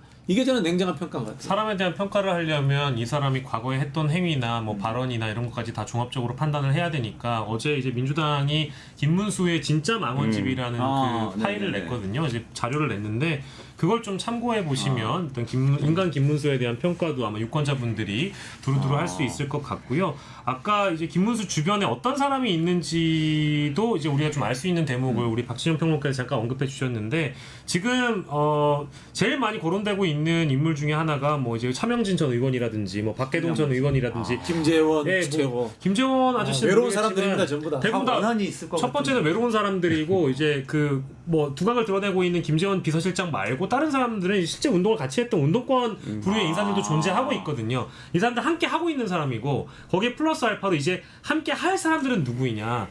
가령 예를 들어서 아까 뭐 자유통일당 기독 자유통일당 시절에 했던 뭐 전광훈이라든지 아스팔트 극우 계열들의 인사들이 실제 김문수에게 힘을 불어넣어주고 뒷배가 되어준다고 하면 향후의 당권 경쟁 과정에서도 굉장히 뭐랄까 큰 흐름을 만들 수 있는 세력이기 때문에 그것까지도 함께 우리가 고심해서 봐야겠습니다. 그러고 보니까 박계동 전 의원도 굉장히 유명한 운동권이에요. 뭐 차명진 의원도 그런가요? 근데 차명진 의원도 제가 이거 운동권이 맞잖아요. 근데 박계동 전 의원은 전두환 비자금 그 폭로 그걸로 유명해진 분이고 되게 옛날 제 기준은 되게 옛날 정치인인데 외로우신 분이고 잊혀진 정치인이잖아요. 이제 그런 분들이 많이 있다라는 거죠 주변에. 외롭고 원한에 사무쳐서 극단적이 되신 분들이 만나서 다른 외로운 건 또 그래서 그 마음을 사귀면서 한 10년 정도 휴지기를 가졌는데 근데 갑자기 무대에 지금 나오게 된 거죠. 네. 그리고 뭐 김행 단장 같은 경우에도 외로우신 분일 거라고 생각이 들고요.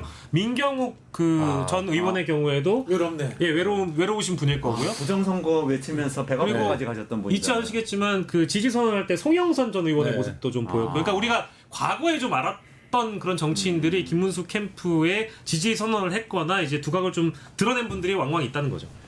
만약에 만에 하나 지금 지지율로 보면 김문수 후보가 당선 가능성이 굉장히 낮은 건 사실이죠. 만에 하나 대통령이 당선된다고 그러면 그런 세력이 같이 통치를 하게 되는 거예요? 그렇다고 봐야 되겠죠. 네.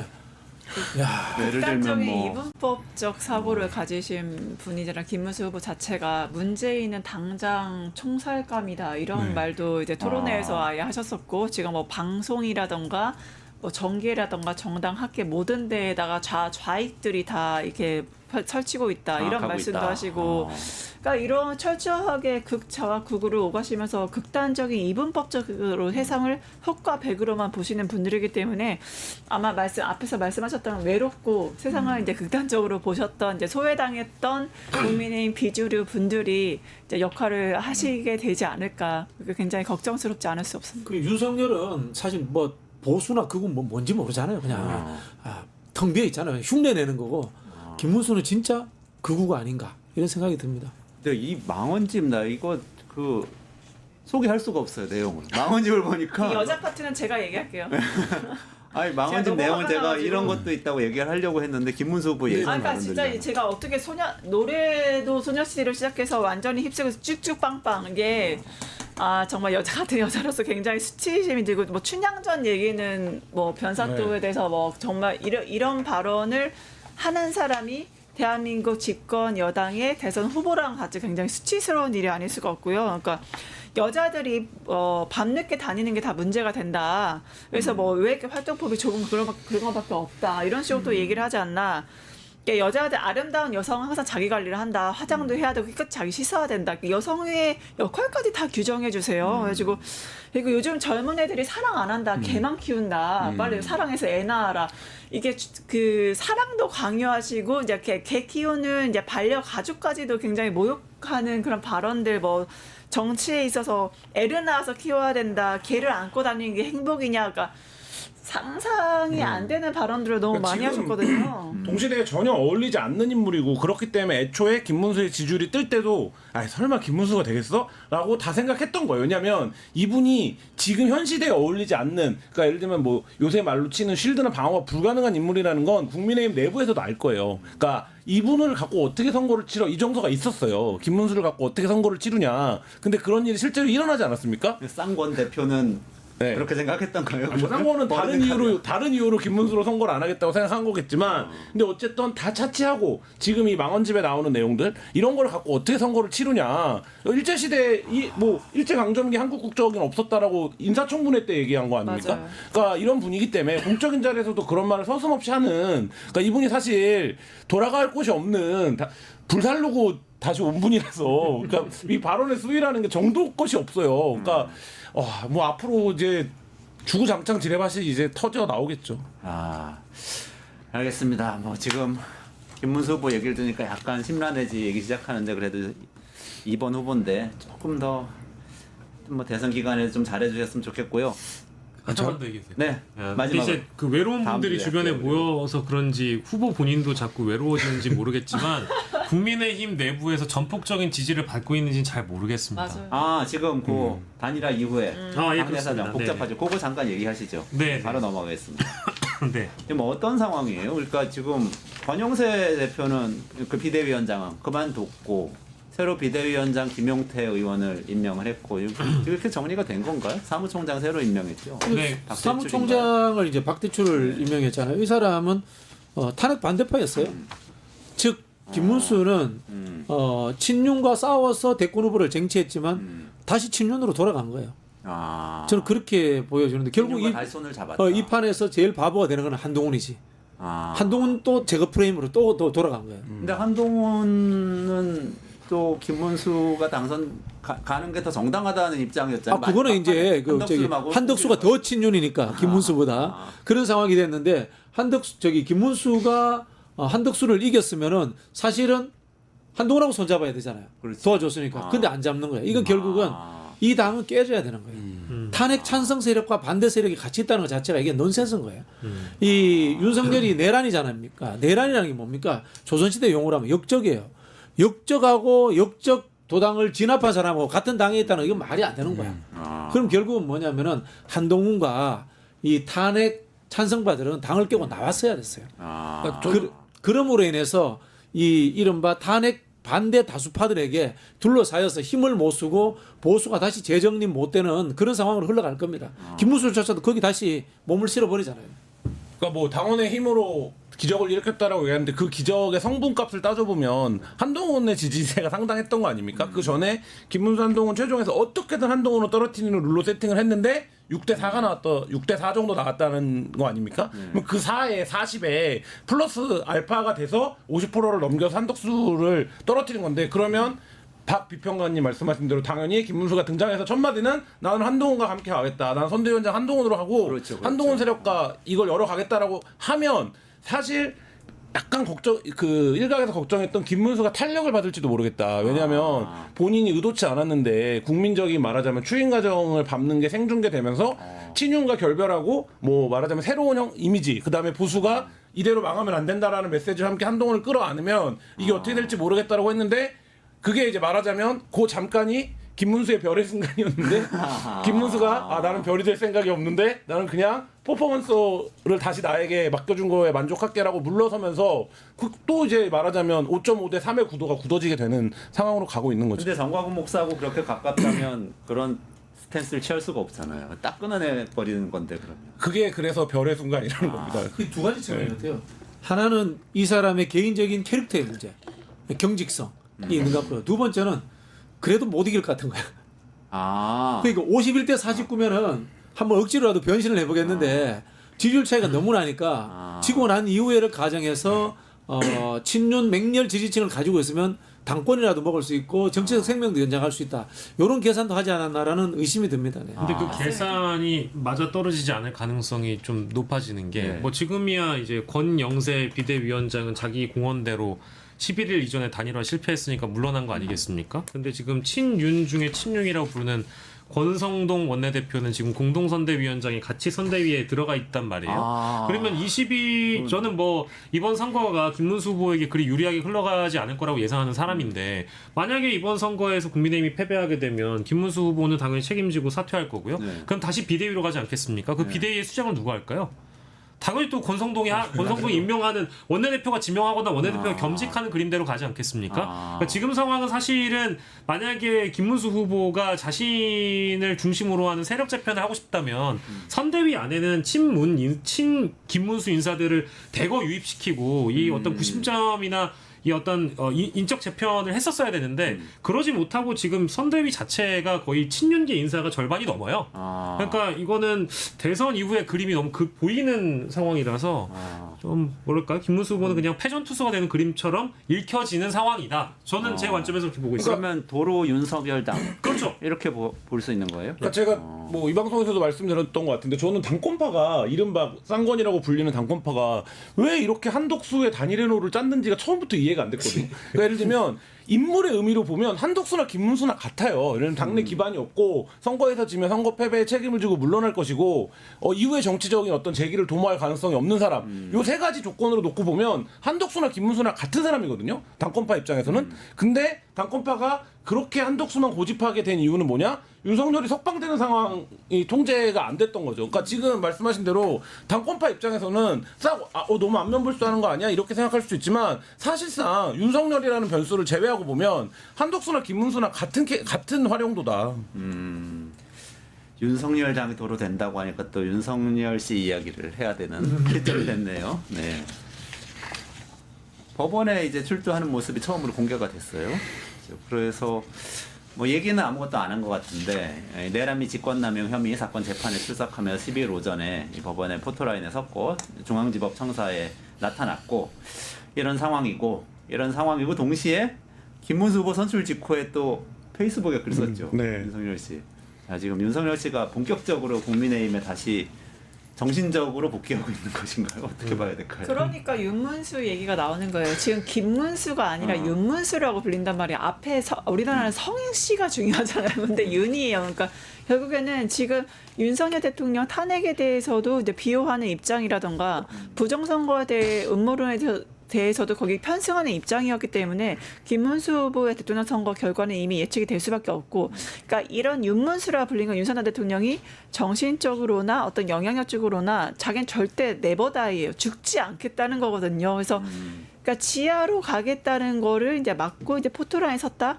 본격적인 대선 레이스에서 자신의 영향력을 행사하고 정당 안에서 공천 개입한 것처럼 여전히 나는 죽지 않고 살아있고 내 앞에 줄 서 앞으로 내가 어떻게 도와줄게라는 그런 시그널을 보낸 게 아닌가 생각합니다.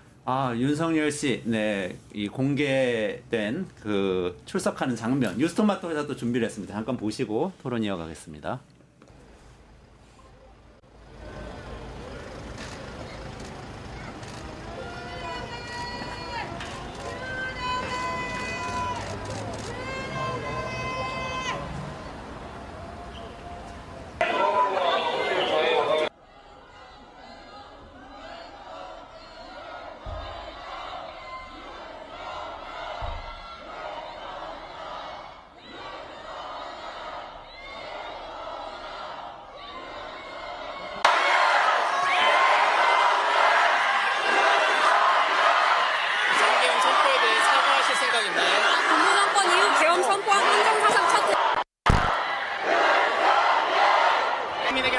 끝나고 얘기할게요.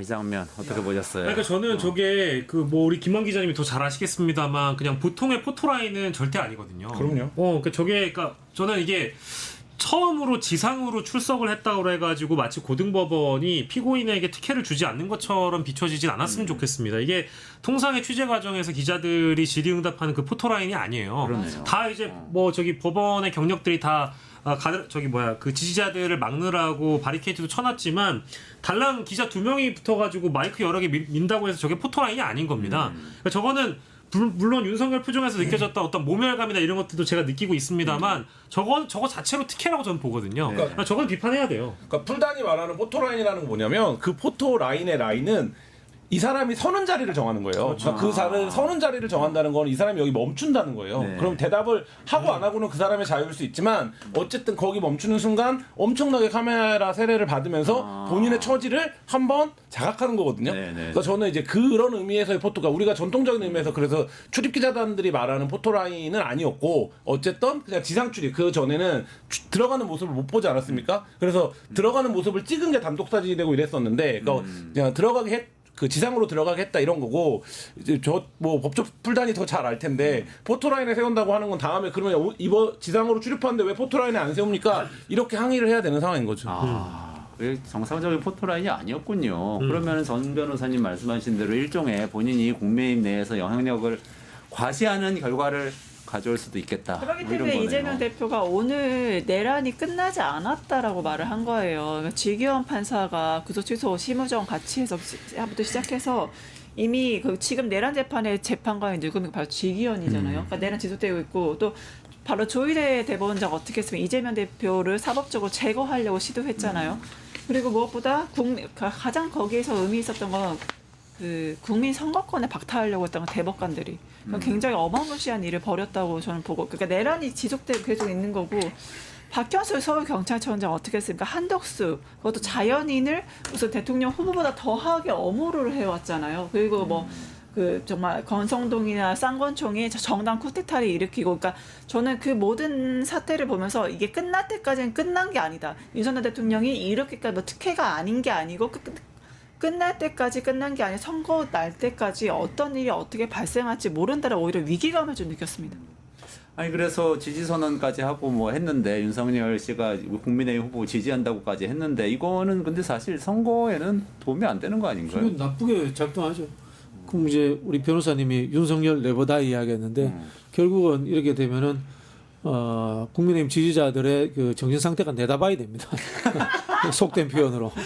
내다봐야는 홍준표 후보가 홍준표가 sekond 표현. 정치 용어군요. 예, 정치용 그 국어 사전에도 들어가 있어요. 일본 말이지만. 네. 내다봐야 당한다 이렇게 했는데 이게 큰 문제예요. 좀 오래 지속될 것 같아요. 홍준표가 아니라 윤석열이 메시아처럼 될 것 같아요. 극우들에게 왜 그러냐면요. 이게 윤석열 우상화가 극우 유튜버들에게 코인팔이가 돼요. 그렇죠. 돈이 벌리는구나. 돈이 벌리니까 그걸 통해서 계속해서 우상화 시켜주는 거예요. 그리고 저 사람은 감옥 가더라도 가스라이팅 돼가지고 내가 지금 메시아야. 이런 아마 환상에 빠져 있을 것 같아요. 그래서 아마 극소수지만은 이재명 정부가 출범한 이후에도 극우 난동 세력들의 정신적 지주 역할을 하지 않을까 이런 걱정이 됩니다. 근데 이게 뭐 큰 병 걸린 사람들이 이거를 심리적으로 수용하는 단계론이 있다 이런 얘기들 하잖아요. 근데 저는 지금 비유해 보면 윤석열이 한 우울 단계쯤 와 있을 것 같아요. 왜냐면 오늘 몇 단계 남았어요? 이제 그러면 수용 단계만 남는데. 수용만 남아요. 근데 오늘 뉴스 헤드라인이 어떻게 뽑힐 겁니까? 이제 예를 들면 미래를 말하는 이재명이 나올 거고 그다음에 국민의힘 뉴스가 들어갈 때 뭐가 들어가야 됩니까? 한동훈이 윤석열과 손절해야 된다는 얘기가 나올 거고 본인은 뭐였습니까? 피의자 신분으로 가는 게 10시 때 같이 이루어졌어요. 그러면 이제 급격하게 저는 자기 처지에 대한 인식 물론 그걸 표출하지 않겠지만 사실 이제 그런 상황 변화에 대한 어떤 수용 뭐 이런 것들에 대한 감각 인간이면 느낄 수밖에 없기 때문에 사실 뭐 그런다고 해서 윤석열이 어떤 태도 변화가 있지는 않겠지만 개인 윤석열로 놓고 보면 저는 어쨌든 이 단계를 피해가는 큰 병 걸리고 이 단계를 피해가는 심리 상태는 없거든요. 저는 이제 지금 윤석열이 거의 그 단계쯤 와 있다 이런 생각이 듭니다. 점점 정리가 돼갈 것이다 이렇게 그 보시는 거예요. 윤석열 씨가 자신이 필요할 때마다 자신의 지지층을 집결시키거나 동원을 하고 있거든요. 그러니까 저는 이번에도 그 출석하는 거 보고 느낀 게 뭐냐면 11일에 입장을 냈던 것, 즉 네. 당을 위해 뭐 표면적으로는 김문수를 위해 어쨌든 반대 진영은 아주 강력한 사람들이니까 우리가 뭉쳐 싸워야 된다라고 김문수 후보에게 사실상 빅똥을 뿌린 이 SNS 메시지가 오늘 출석 장면과 연결이 된다고 봐요. 그 SNS에 담겨 있는 자신의 제가 보기에는 오만하고 거만한 모습, 혹은 그가 보기에는 당당한 모습이라는 게 오늘 출석과 연결되기 때문에 내가 오늘 출석할 테니 당신들 모여야 된다. 이런 식의 어떤 시그널을 줬다고 저는 보거든요. 그게 바로 오늘 여전히 윤 어게인을 외치는 지지자들의 움직임을 어쨌든 활용하는 모습이라고 저는 개인적으로 봤습니다. 그래서 이번 재판 이후에 또 이제 재판기일이 잡혀 있거든요. 재판 출정하기 전에 꼭 메시지를 활용하는 또 계기가 되지 않을까라는 생각이 들었어요. 예. 그래서 정말 걱정되네요. 제가 이 지점에서 선관위를 한번 세게 한번 선관위 이런 식으로 하면 개헌해서 없어야 돼요. 자, 지금 저기에도 전부 다 그 불법 선거, 선거 부정 이야기 하잖아요. 네네. 선관위 예산이 얼마나 많습니까? 인력이 얼마나 많습니까? MBC, KBS 설득해서 특집 방송이라도 해야 돼요. 저런 사람들을 논리적으로 설득해서 해결해 줘야 될 거 아니에요. 뭐 하고 있냔 말이에요. 진짜 그 국가기관으로서 부끄럽다는 생각이 들고 해체의 길로 가고 있다, 선관위가. 그 이야기 드리고 싶어요. 알겠습니다. 마지막으로 요거 김환 기자님께 여쭤볼까요? 오늘 김건희 씨 지금 공천 개입 의혹. 그 명태균 사건이죠. 네. 요거 검찰이 소환 통보했는데 지금 어떤 상황이죠? 소환 응하지 않겠다는 입장에 응하지 않으면 어쨌든 절차를 검찰은 수사 단계에서 밟아갖고 진행을 해줘야 되기 때문에 일단 소환 통보했고 응하지 않으면 그 다음엔 강제 구인이죠. 그러니까 그리고 사실 김건희가 아니라 다른 피자 같다면 이미 강제 구인했어도 되는 상황이죠. 근데 어쨌든 이것도 검찰이 이제 소환 통보를 공개적으로 언론에 알릴 정도의 상황까지 와 있다라는 거고, 그리고 혐의도 이제 구체적으로 좀 기자들이 보도하고 있거든요. 4-5가지 정도 혐의가 지금 돼 있고, 그러면 관심은 선거 전에 검찰이 세레모니로서 강제 구인을 한번 해줄 거냐, 그래서 뭐 우리 기관이 이렇습니다를 한번 정치적인 색깔을 보여줄 거냐, 아니면 거기까지는 못 갈 거냐, 이게 지금 마지막 관건으로 남아 있는 것 같습니다. 가능성 있나요? 어떻게 보세요? 검찰이 아시겠지만 항상 권력의 뭐 개라고 얘기하잖아요. 네. 지금 이제 이재명 대표가 압도적으로 지금 하고 있는 상황에서는 분명 어떤 쇼맨십을 좀 보여줄 것, 그거에 대한 이제 사실 2년 동안 뭉개왔어요. 네. 뭉개오다가 이제서야 이런 모습을 보여주는 건데, 그러니까 우선 불응한 거에 대해서 계속적으로 검찰은 대응을 할 거고, 분명히 김건희 여사가 어떻게 그 영상에 나온 사진에 나오는 모습을 보여줌으로 인해서 우리 앞으로 어마무시한 검찰 개혁을 앞두고 있는 미래의 이제 지도자 앞에서 미리 좀 약간의 좀 뇌물 이런 식으로 좀 수그리는 모습을 보이는 게 아닌가 싶습니다. 네, 여기까지 진행해야 될 것 같고요. 와, 큰 뉴스가 또 속보로 들어왔어요. 미국하고 중국하고 관세 합의했답니다. 그래서 미중 관세 합의. 네. 지난번에도 똑같이 했었어요. 저는 그래서 합의될 거 알고, 그때도 트럼프 일기 때도 중국하고 합의했거든요. 그러니까 겉으로는 매우 심하게 싸우고 물밑으로는 다 했기 때문에 똑같이 할 거다. 남아 계실래요? 우리 조금 있다가 바로 이거 40분 동안 다룰 거거든요. 근데 그러면 진짜 죄송한 얘기인데 미장을 사야 되는 건가요? 자, 그거는 조금 기다리셨다 광고 보시고 끝내준 경제 들으시면 이제 아시게 됩니다. 예, 거기까지 들으세요. 예. 강영식 에디터님, 김한 기자님, 전수미 변호사님, 박진영 비평가님이었습니다. 고맙습니다. 감사합니다.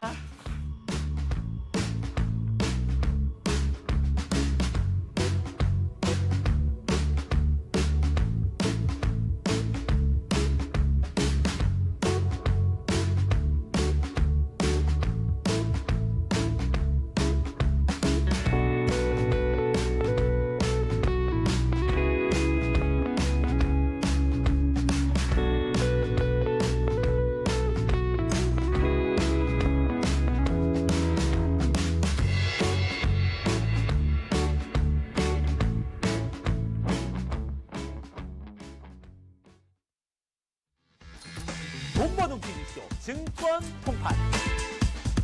너도 받고 나도 받는 친구 초대 무제한 적립 이벤트.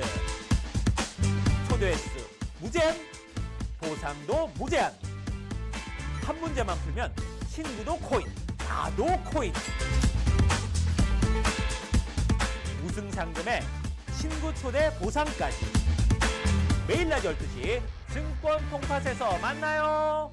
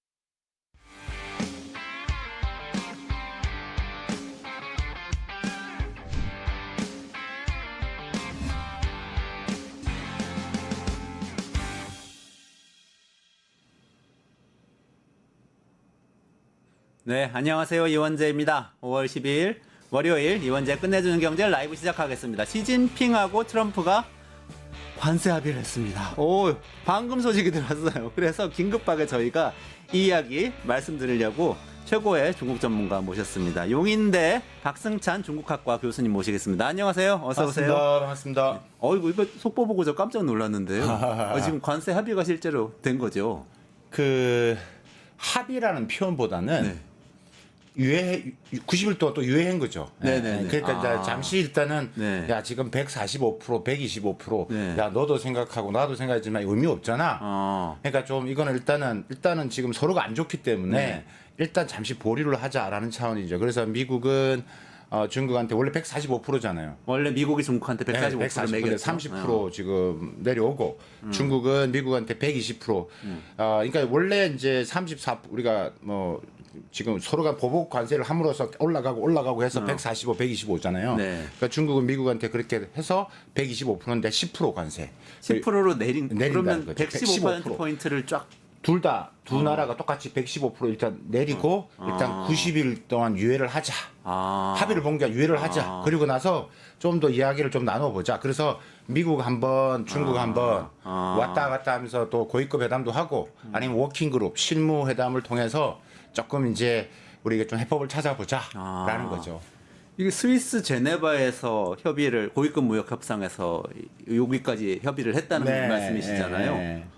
근데 지금 4시에 발표됐습니다. 그러니까 오후 4시. 12일 오후 4시니까 스위스 시간 우리 7시간 차이 나죠. 그러면 뭐 아침에 뭐 전격적으로 발표를 한 것 같은데 내용이 교수님 이런 게 잘 있습니까? 그러니까 110몇 프로 받겠다고 하다가 10%로 내리는 거는 10분의 1로 내리는 거잖아요. 이게 파격적인 거 아닙니까? 그러니까 이게 사실 이게 파격적이라고 말을 할 수도 있는데 그 전에 관세 자체가 의미가 없는 관세이기 때문에 서로가 이제 아예 같이 이제 아예 디커플링 탈동작을 하자라고 하는데 그러니까 145% 관세라는 게 상상이 되십니까? 그러면 이제 10,000원짜리 팔려면은 25,000원 훨씬 더 많이 그렇게 해야 되기 때문에 의미가 없는 거기 때문에 이게 내려오는 것은 당연한. 그래서 저는 이제 이거 오늘 지금 4시기 때문에 제가 오늘 생방하기 전에 또 다른 데서 또 방송을 딱 4시 때 하고 왔는데 사실 그 전에 제가 얘기할 때 미중 간에는 이 관세 부분에 있어서는 합의를 할 것이다. 왜냐하면 지금 서로가 의미가 없고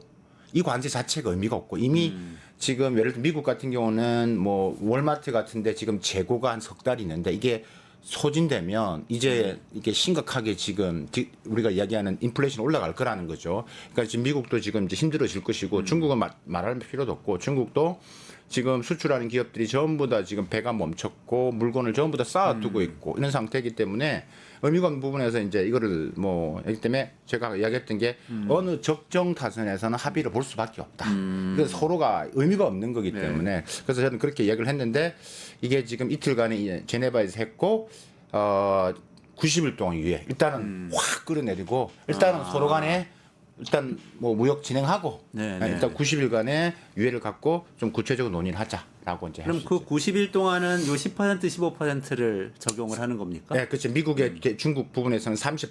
30%. 10%. 중국이 미국한테 관세를 내는 것은 10%. 그렇게 하다가 90일 이내에 다시 영구적인 협정을 맺든지 아니면은 이제 논의를 하자는 거죠. 그렇죠. 제품별로 이제 왜냐하면 이게 서로가 속내가 다르기 때문에 예를 들면 여러분 많이 들어보셨겠지만 지금 중국 입장에서는 반도체가 여전히 필요로 하고 또 미국 입장에서는 중국산 메이드 인 차이나가 여전히 필요하고 그러니까 자기들이 필요한 제품은 조금 더 풀어주고 완화해주고 나머지는 올리고 그러니까 전혀 이게 안 맞지 않은 상태에서 지금 일어났기 때문에 저는 개인적으로 이제 이런 부분들이 의미가 없다고 보고 아니나 다를게 이번에 이 어느 정도의 서로 공동 발표를 한 거죠. 그래서 한 거기 때문에 제가 객관적으로 볼 때는 미국이나 중국이나 다 실리를 챙겼다라고 이제 말할 수 있겠죠. 그렇군요. 미국의 그 베센트 장관이 했던 얘기가 또 좀 계속 화제가 되고 있는데요. 미중 무역 균형을 위한 구매 계약을 맺을 수도 있다. 뭐 이런 얘기를 하는 건데 이게 그러면 억지로 뭔가 이 구매 계약을 통해 가지고 미국의 무역 적자를 줄여주는 어떤 이 협의가 중국하고 이루어졌다 이런 얘기로 해석을 할 수가 있는 건가요? 중요한데요. 일단은 이번에 중국 입장에서는 결국 나쁘지 않는 협상이거든요. 근데 네. 중국 입장에서는 땡큐 베센트가 되는 거죠.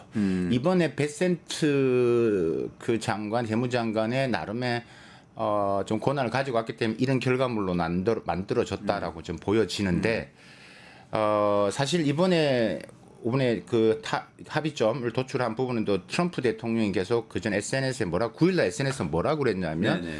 중국이 더 많은 부분들에서 시장을 개방을 해야 된다라는 메시지를 던졌거든요. 사실 그 전에는 중국이 우리 일자리를 뺏어가고 우린 적자를 심하게 보고 있고 이런 얘기를 하다가 갑자기 시장 개방의 이야기를 나오는 겁니다. 네네. 그래서 이게 무슨 의미입니까? 이게 매우 중요한 포인트일 겁니다. 그래서 이번의 내용은 저는 두 가지를 포인트 보이는데 첫 번째는 트럼프 대통령이 그때 시그널을 준 게 뭐냐면 미국이 제조로 부분에서는 중국을 흔들 수가 없구나. 그럼 할 수 있는 것은 금융, 자본이구나.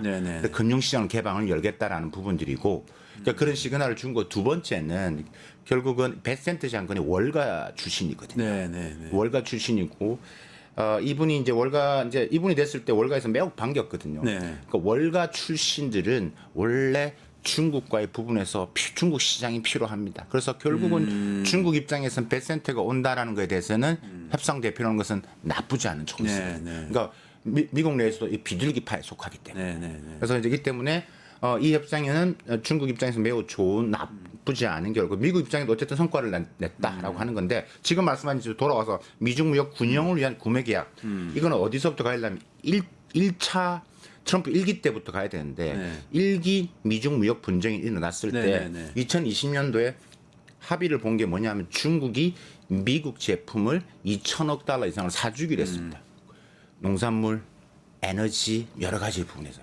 그죠? 근데 여기서 이렇게 했는 2020년도인데 거기 1월 달에 사주기로 1차 무역 합의를 했는데 코로나가 터졌어요. 그래서 중국이 얼마 정도 사줬냐면 한 2천억 달러 이상에서 한 65% 정도 사줬어요. 그러니까 이번에는 안 나왔지. 이번에는 합의문이라 보기에는 유예잖아요.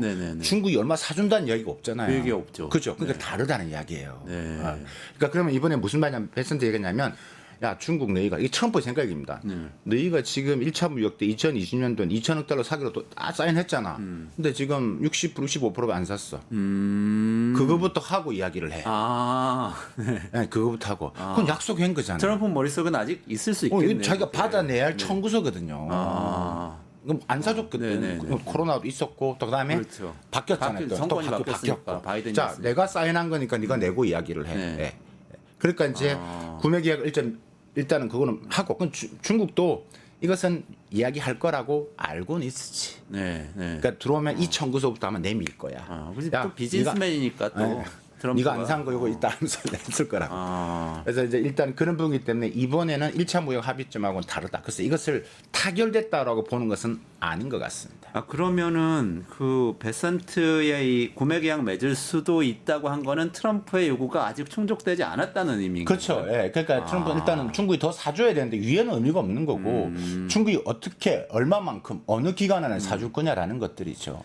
근데 입장 바꿔서 생각해 보면은 살 게 있어야 사는 거 아닙니까? 근데 진짜 좀 살 게. 그럼요. 중국은 여전히 미국산 대두 콩이 필요하죠. 중국의 그 돼지가 몇 마리 정도 될 것 같습니다. 중국 사람은 돼지고기를 다 14억 명이 돼지고기를 먹는데. 그렇죠. 네.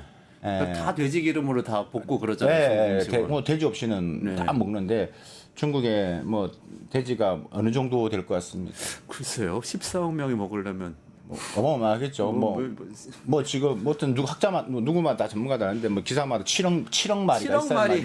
그러니까 뭐 어마어마하게 많이 되는데 거기에 먹는 들어가는 게 바로 대두입니다. 콩입니다. 돼지 사료를 쓰는 거예요. 네, 콩을 쓰는데 그게 미국계 가장 저렴합니다. 그렇기 때문에 그게 지금 미국산 대두를 안 들여오면 지금 이제 중국도 돼지를 사육을 못하는 부분. 중국은 콩이 잘 안 됩니까? 왜 우리 뭐 연해주산 콩도 우리 사다 먹고 그러잖아요 집에서. 근데 미국산이 훨씬 싼 거예요. 훨씬 더 싸고 품질도 괜찮고 이런 부분들이기 때문에 러시아보다 양도 안 돼. 그다음에 지금 그러니까 미국 걸 줄이면서 중국이 이제 브라질이나 여러 가지 이제 왜냐하면 미중 간의 이런 부분에서 이미 이런 사태가 올 걸 알고 있었기 때문에 중국도 다변화를 했는데 여전히 그런 분을 더 수입할 수 있는 것들 자기 필요한 거니까 브라질산이나 이런 것 쪽으로 좀 돌려놓은 게 있어요. 다 만들어 놓고 포트폴리오 만들어놨는데 그걸 미국산으로 다시 바꿔라. 이게 그렇게 할 수도 있는 거고. 정보서네요. 그다음 에너지도 더 살 수. 에너지는 여전히 계속 필요하니까. 그러니까 뭐 살 거는 많겠죠. 뭐 비행기도 더 살 수도 있는 거고. 지금 비행기도 갑자기 중국이 제재했을 때 약간 보잉 비행기도 지금 다시 돌려보냈지 않습니까? 미국으로. 그러니까 살 거는 있죠. 그러니까 중국은 그 정도는 살 수 있다라는 생각은 하는 거죠. 교수님 딱 들으니까 제가 이런 상상이 드는데 맞는지 검증 좀 해주세요. 대두하니까 콩은 왠지 미국의 중부지방에서 많이 할 것 같고 그러면 다 공화당 지지세가 맞습니다. 정치적으로 트럼프가 잡아야 되는 표일 것 같아요. 그렇습니다. 에너지도 뭐 이렇게 가스나 뭐 이런 거면은 석유 기업 이런데 다 트럼프 지지자. 트럼프는 석유를 쓰라고 하니까. 그러면 다 이게 정치하고 엮여 있거든요. 그렇습니다. 그러니까 결국은 중국은 그걸 가지고 흔들겠다라는 거고. 그러니까 이런 성과를 빨리 만들어내야지만 지금 한 내년도 중간 선거인데 미국도 그런 거 부분 있기 때문에 당연히 이제 중국도 그걸 약점을 아는 거죠. 그래서 이제 그런 부분에서 이제 말씀한 그런 걸 의미한다라고 보시면 될 것 같고. 그래서 지금 이게 단순하게 이제 유예했지만 이제 시작이다라고 보시면 됩니다. 이제 시작입니다. 그러니까 지금 중국 입장 이번에 나왔던 허리펑 대화 내용을 보면 여전히 갭이 있다라는 것은 중국은 아니 물건 사주는 건 좋은데 똑같은 태도를 보여라. 그러니까 계속 앞에서는 이야기하고 딴 데 가면 계속 중국 요각을 하고 있고 이런 말을 한다라는 것들. 그다음에 이거 지금 보십시오. 이거 지금 했지만 지금 좋아질 것 같이 보이시죠? 보름 있다 한 달 있다 또 미국의 대중국 수출 통제가 뭐 같은 게 또 튀어나옵니다. 아니 지금 잘해보자 하고 여기 해놓고 이건 뭐지?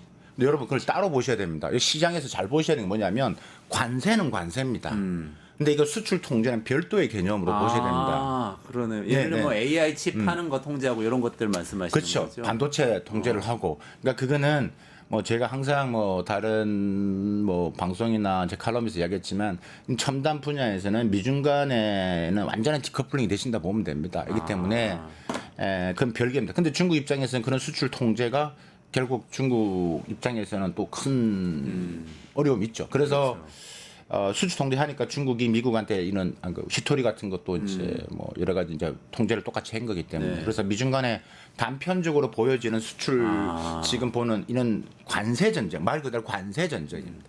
이것은 그냥 뭐 지금 표면적인 것 불과하다. 본 게임은 이제 시작도 안 했다라고 보시면 되고 중국은 이런 수출 통제나 이런 기타 지금 미국이 늘 하는 것들을 테이블로 협상을 올리려고 하는데 미국은 그거는 별도의 이야기고 지금 우리는 관세 이야기하러 앉았다는 거죠. 그렇군요. 네. 자, 그런 거 앉았으니까 자 1차 합의할 때 못 산 거. 그걸 일단 사고 시작하자. 이러는데 그걸 안 풀렸는데 안 풀린 상태에 일단 석 달 유예하고 이동안 좀 휴전 기간을 갖자 이런 상태라고. 그냥 같이 논의해보자라는 것들이죠.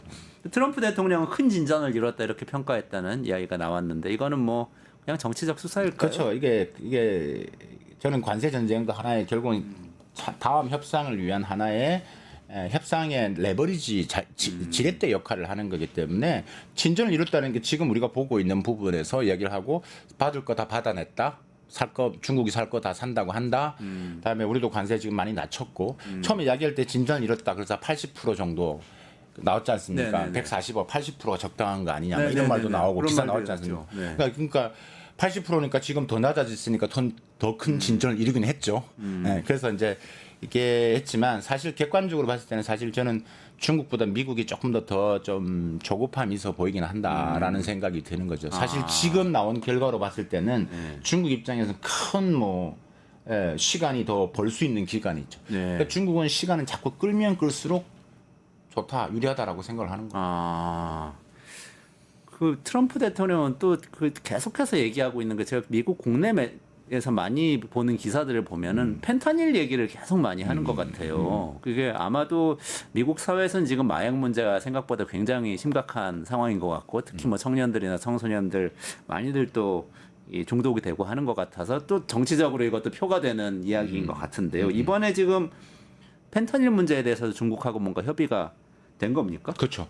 이게 30%가 미국의 대중국 관세 145에 30%가 한 것은 남겨둔 게 뭐냐면 기본 관세 10%에다가 펜탄율 관세 20%가 들어간 겁니다. 2월달 10%, 3월달 10%, 20%거든요. 네네네. 중국이 딱 펜타닐로 이슈를 때렸기 때문에 네. 이거 남아 있다 그대로. 아. 그러면 이번에 중국 제가 생각할 때는 중국 그 이번에 허리펑 이제 협상단 입장에서는 이거를 적극적으로 우리가 협조하겠다라는 메시지는 던졌을 것이다. 이 정도 협조하겠다라는 것은 분명히 이야기했을 거로 봅니다. 펜타닐 원료가 중국에서 미국으로 넘어가는 것을 막 철저하게 우리가 관리하겠다라는 이야기를 분명히 할 겁니다. 사실 이런 부분에서는 이거는 뭐 명분이 있으니까 다 그만큼 미국 내 트럼프 입장에서는 원래 미국은 민주당 공화당이나 100일 내는 그러니까 자국민 위주의 부분들이거든요. 그래서 그러니까 펜타닐 이슈가 매우 큰 거고 이걸 잡아야지만 자기가 선거에 공약을 했던 부분에서 약속을 지키는 거기 때문에 그래서 아마 중국 정부가 이런 부분에서 아마 이제 계속 이런 노력하겠다라는 이슈를 던질 것이고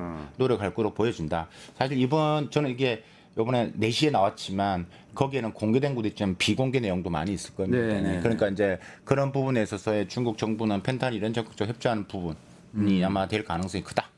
비공개한 내용 안에 펜타닐 협정이 있을 수 있다. 더 많이 있을 겁니다. 뭐 제가 추측하는 비공개 이야기도 많긴 한데 뭐 오늘 시간이 되어진 한정에서 제가 풀어볼 수 있고 한번 말씀 주시죠. 다른 게 뭐가 있을까요? 아니 그러니까 뭐 예를 들면 지금 이게 결국은 예를 들면 저는 아까 관심을 가진 게 특히 두 가지라고 했죠. 트럼프 대통령이 9일날 SNS에 얘기한 중국이 시장을 개방하지 않는다라는 부분에서 개방을 해야 된다는 부분, 그다음에 베센트 장관이 갔다라는 부분들. 결국은 뭐냐면 미국은 그러니까 이런 것 같습니다. 무역 불균형을 결국은 금융 흑자로 보는. 그러니까 무역으로는 안 된다. 왜? 메이드 인 차이나 없으면 미국 경제가 힘드니까. 이거로서는 이거는 내 혼자 힘으로 안 되겠다라는 거죠. 그럼 예를 들면 미국 입장에서 메이드 인 USA를 팔아야 돼. 그 뭐가 있을까요? 그 비행기 뭐 이런 게 있겠죠. 그건 사준다 치지만 가장 큰 게 뭐냐면 금융은 미국이지 뭐. 그럼 그렇죠. 메이드 인 US가 금융이야, 자본이야. 이걸 팔아야 돼. 그걸 솔드 인 차이나를 해야 돼. 그러면 이제 그게 이제 베센트의 생각인 것 같습니다. 월가의 생각인 것들이죠. 금융을 판다는 게 어떤 겁니까? 그러니까 자본, 그러니까 쉽게 말하면 우리 같으면 더 중국의 자본시장, 금융시장을 더 열어야 된다는 겁니다. 그래서 미국 기업들이 미국의 어떤 기업, 그러니까 월마트나, 그러니까 우리가 이야기하는 월마트나 뭐 애플이나 이런 제조 기업이 아니라, 뭐 우리가 흔히들 말하는 뭐 월가의 이런 기업들, JP 모건, 골드만삭스 이런 기업들이 더 많이 들어가서 중국에 들어가서 중국의 연기금들을 활용할 수 있어. 중국의 연기금들이 자기들이 만든 상품에 들어 파생 상품도 마찬가지고. 그러니까 이걸 들어가야 되는 거예요. 중국의 국고는 엄청 클 거 아닙니까? 그쵸. 그걸 자기들이 골드만삭스 뭐 메릴린치든 뭐든 메릴린치 망했지만 하여튼 JP 모건이든 받아가지고 자기들의 상품으로 운영을 하고 투자하고 요거를 하겠다 이런 건가요? 중국 은행에 잠자고 있는 돈이 얼마 정도 되는지 아십니까? 얼마나 됩니까? 지금은 더 많아요. 지금은 그 전에 제가 한 몇 달 전에 한 2달 전에 한 4경 8천조 정도 됐는데 4경 8천조. 지금은 5경이 넘을 거예요. 5경이요. 여러분 우리나라 1년 GDP가 2천조 원이 안 되는데 중국은 그런데 일반 은행에서 잠자고 있는 돈이. 그러니까 중국 정부는 그 돈을 빼서 소비를 올려야 될 거 아니겠어요? 그러면 미국 입장에서는 저 돈을 먹어야 되지 않겠어요? 그렇지 않겠어요? 그러면 그걸 먹을 수 있는 것은 지금은 제조는 안 된다고 그랬죠. 이거는 공급망이나 이런 구조에서 중국 빼고 이야기가 안 되는 거. 힘들고 지금 우리가 힘드니까. 지금 뭐 월마트에서 지금 뭐 물건이 이제 재고가 없어지면 화장실에 휴지가 없어지고 있을 수 있는데. 그럼 뭐 소비자들이 난리 날 거 아닙니까? 지금도 난리인데. 그러니까 이는 지금 이는 합의점은 다 그런 이유가 있다라는 거고. 그래서 아까 말한 제가 메이드 인 US는 결국은 금융 자본을 이야기하는 거고 지금 뭐 골드만삭스나 JP 모건이나 이 월가 자본들이 할 수 있는 여러 가지 있는 자본의 여러 가지 있는 기술들, 그러니까 파생 상품이든 그런 부분들을 그런 금융 서비스 시장 부분들을 가지고 중국에 가서 지금 은행에 잠자고 있는 돈 약 5경 원에 해당 돈을 먹겠다. 그걸 가지고 무역 불균형을 금융 흑자로 메우겠다는 거. 금융 상품을 팔아서 거기서 나온 이익으로. 지금 중국 정부가 개방을 하고 있는데 그거까지는 안 되고 좀 더 개방을 해야 돼. 지금 어느 정도 개방하고 있어요? 지금 웬만한 부분에 중국 정부가 개방 여러 가지 뭐 외국계 뭐 보험사라든지 그다음에 뭐 운용관리사라든지 이런 부분에서 이제 계속 지금 미국 이런 이야기를 계속 해왔기 때문에 또 중국 정부 입장은 월가 자본과의 계속 나름의 커넥션이 필요합니다. 역사적으로 미국 부분에 대통령이 되면 이런 경제 파트의 이런 수장들은 다 월가 자본들이 전 대표들이 와서 합니다. 지금 벤센트 장관도 마찬가지죠. 아 맞아요. 예, 생각해보면 예, 헨리 폴슨도 예. 골드만삭스 출신이었고 예. 다 그랬네요, 계속. 그래서 월가 자본과 우리 흔히는 월가 자본과 우리나라 공산당 자본과는 모종의 커넥션이 연결돼 있다. 그러니까 중간자 역할을 미중간에 안 좋을 때 월가 자본들이 가교 역할을 해주는 거죠. 그러니까 벨센트가 왔을 때 아까 중국 정부 입장에서는 좋다 안 좋다? 좋다고 싫을 이유가 별로 없다는 거죠. 좋다고 하셨죠. 대화가 된다는 거죠. 네, 대화가 된다는 것들입니다. 이 때문에 이제 이런 부분에서 이제 하는 거고, 다음에 아까 그래서 이제 아까 지금 금융자본 부분들 개방을 요구를 하는 거. 이게 비공개 갑자기 협정 내용 중에 금융이 있을 저는 거다. 이제 그런 이야기가 어느 정도 주고 왔을 거다는 이야기를 하는 거고, 이거는 중국도 생각은 하고 있는데 이게 근데 중국 입장에서는 해볼 만하다고 생각할 겁니다. 이게 네가 다른 나라 완전히 중국은 자본 계정을 완전히 개방하지는 않았거든요. 네. 돈을 빼기나 넣기 쉽지가 않다고. 그러니까 이걸 컨트롤하고 있기 때문에 이걸 트럼프는 무너뜨려서 확 휘저어서 돈을 5경 원을 가져오려고 좀 하는 거. 그걸 가지고 좀 벌려고 하는 거고요. 일단 그런 부분에서 그런 이야기가 갑자기 트럼프 대통령이 9일 날 SNS에 등장을 합니다. 그전에는 맨날 일자리 중국이 우리 걸 뺏어가고 있다. 사이버 안보하고 뭐 이런 이야기를 했잖아요. 근데 이런 이야기가 등장을 합니다. 그렇죠? 그다음 첫 번째 이게 있고 두 번째는 이제 결국 환율인데 이렇게 개방을 하고 환율 부분도 있는 건데 결국은 어떤 거냐면 이렇게 왜 그러면 미국계 자본이 계속 들어가면 외국 자본이 많으면 위안화의 수요가 많아지죠. 강세가 됩니다. 그러면 중국의 수출 경쟁력이 떨어집니다. 그러네요. 위안화 강세, 달러 약세. 그렇게 됩니다. 그러니까 그런 그림까지 보고 있는 것들이죠. 그러니까 이제 이게 더 큰 거고 지금 제조나 이런 부분에서는 안 된다고 판단을 했다라고 이제 말씀드려. 이런 내용들이 우리가 조금 이번에 드러나지 않는 감춰져 있는 내용들이라고 좀 보시면 될 것 같고 아마도 벨센트 장관이 트럼프 대통령한테 이렇게 아마 설득을 했을 겁니다. 우리가 제조를 해가지고 중국하고 절대 디커플링 안 됩니다. 어차피 중국 제품 다 써야 어차피 된다. 써야 됩니다. 이거 없으면 지금 뭐 어디 미국인들이 여행 가는데 여행 가는 그냥 흔히들 말하는 칫솔, 치약, 모든 게 이제 힘듭니다. 아니, 당장 테슬라하고 아이폰을 중국에서 다 생산하고 있지 않습니까? 아이폰에 지금 아직 80%가 다 아이폰이기 때문에 그거는 말할 것도 없고 그래서 안 되기 때문에 그럼 우리가 할 수 있는 게 결국은 메이드 인 USA 잘하는 게 뭡니까? 금융에 합니다. 그걸 팝시다. 그럴듯한데요, 교수님? 교수님 솔직히 하실 것 같은데. 근데 이런 부분 있지 않아요? 우리 IMF 때 많이 얘기했던 건데, 우리 막 론스타가 들어와서 먹튀한다 막 이런 얘기 할 때에 금융이란 건 주권이기 때문에 이거는 뭐 잘 지켜야 된다. 이런 얘기 많이 했었잖아요. 국산 그 투자는 키워야 된다. 이런 얘기도 많이 하고 그랬는데 중국은 더 그런 우려가 더 크지는 않나요? 그러니까 중국 입장에서 한다고 일단은 안 돼 이런 말은 안 했지만 생각해 볼게 이렇게 시간을 끈다고요. 근데 중국은 이걸 이미 개방을 해오고 있는데 미국은 더 이런 부분들 아까 말한 그 자금이 연기금에 그러니까 예를 들면 중국에 또 이 실버를 해가지고 연금이 얼마나 많겠습니까? 중국이 은퇴 연령이 많잖아요. 그럼 거기에 지금 어마어마한 돈이 중국도 있지 않습니까?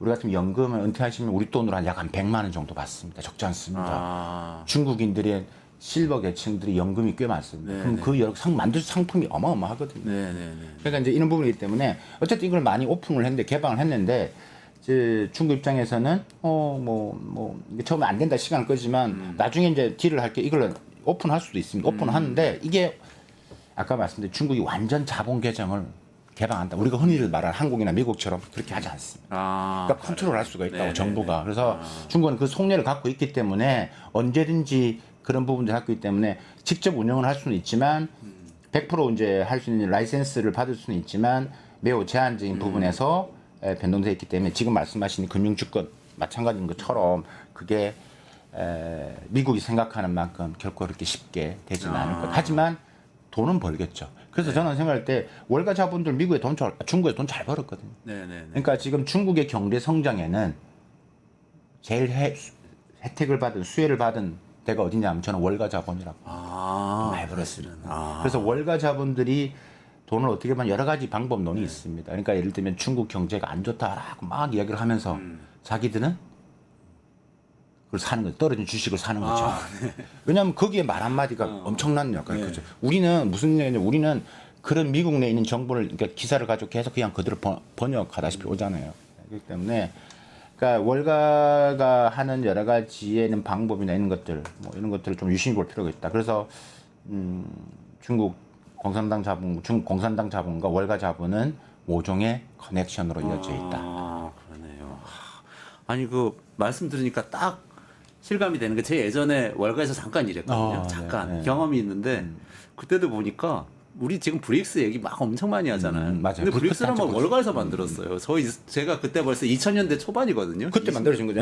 그때 월가에서 만들어서 만들어진 브릭스 거죠. 뜬다고 막 프레젠테이션 하고 다니던 게 근데 그때 다 중국에 다 투자하고 있는 거예요. 이 사람들이 우리 클라이언트들이 그런 경험이 있어서 딱 정말 그렇겠다 하는 생각이 드는데 그러면은 교수님께서는 3개월의 유예 기간 끝날 때 해피 엔딩일 거라고 보시는 겁니까?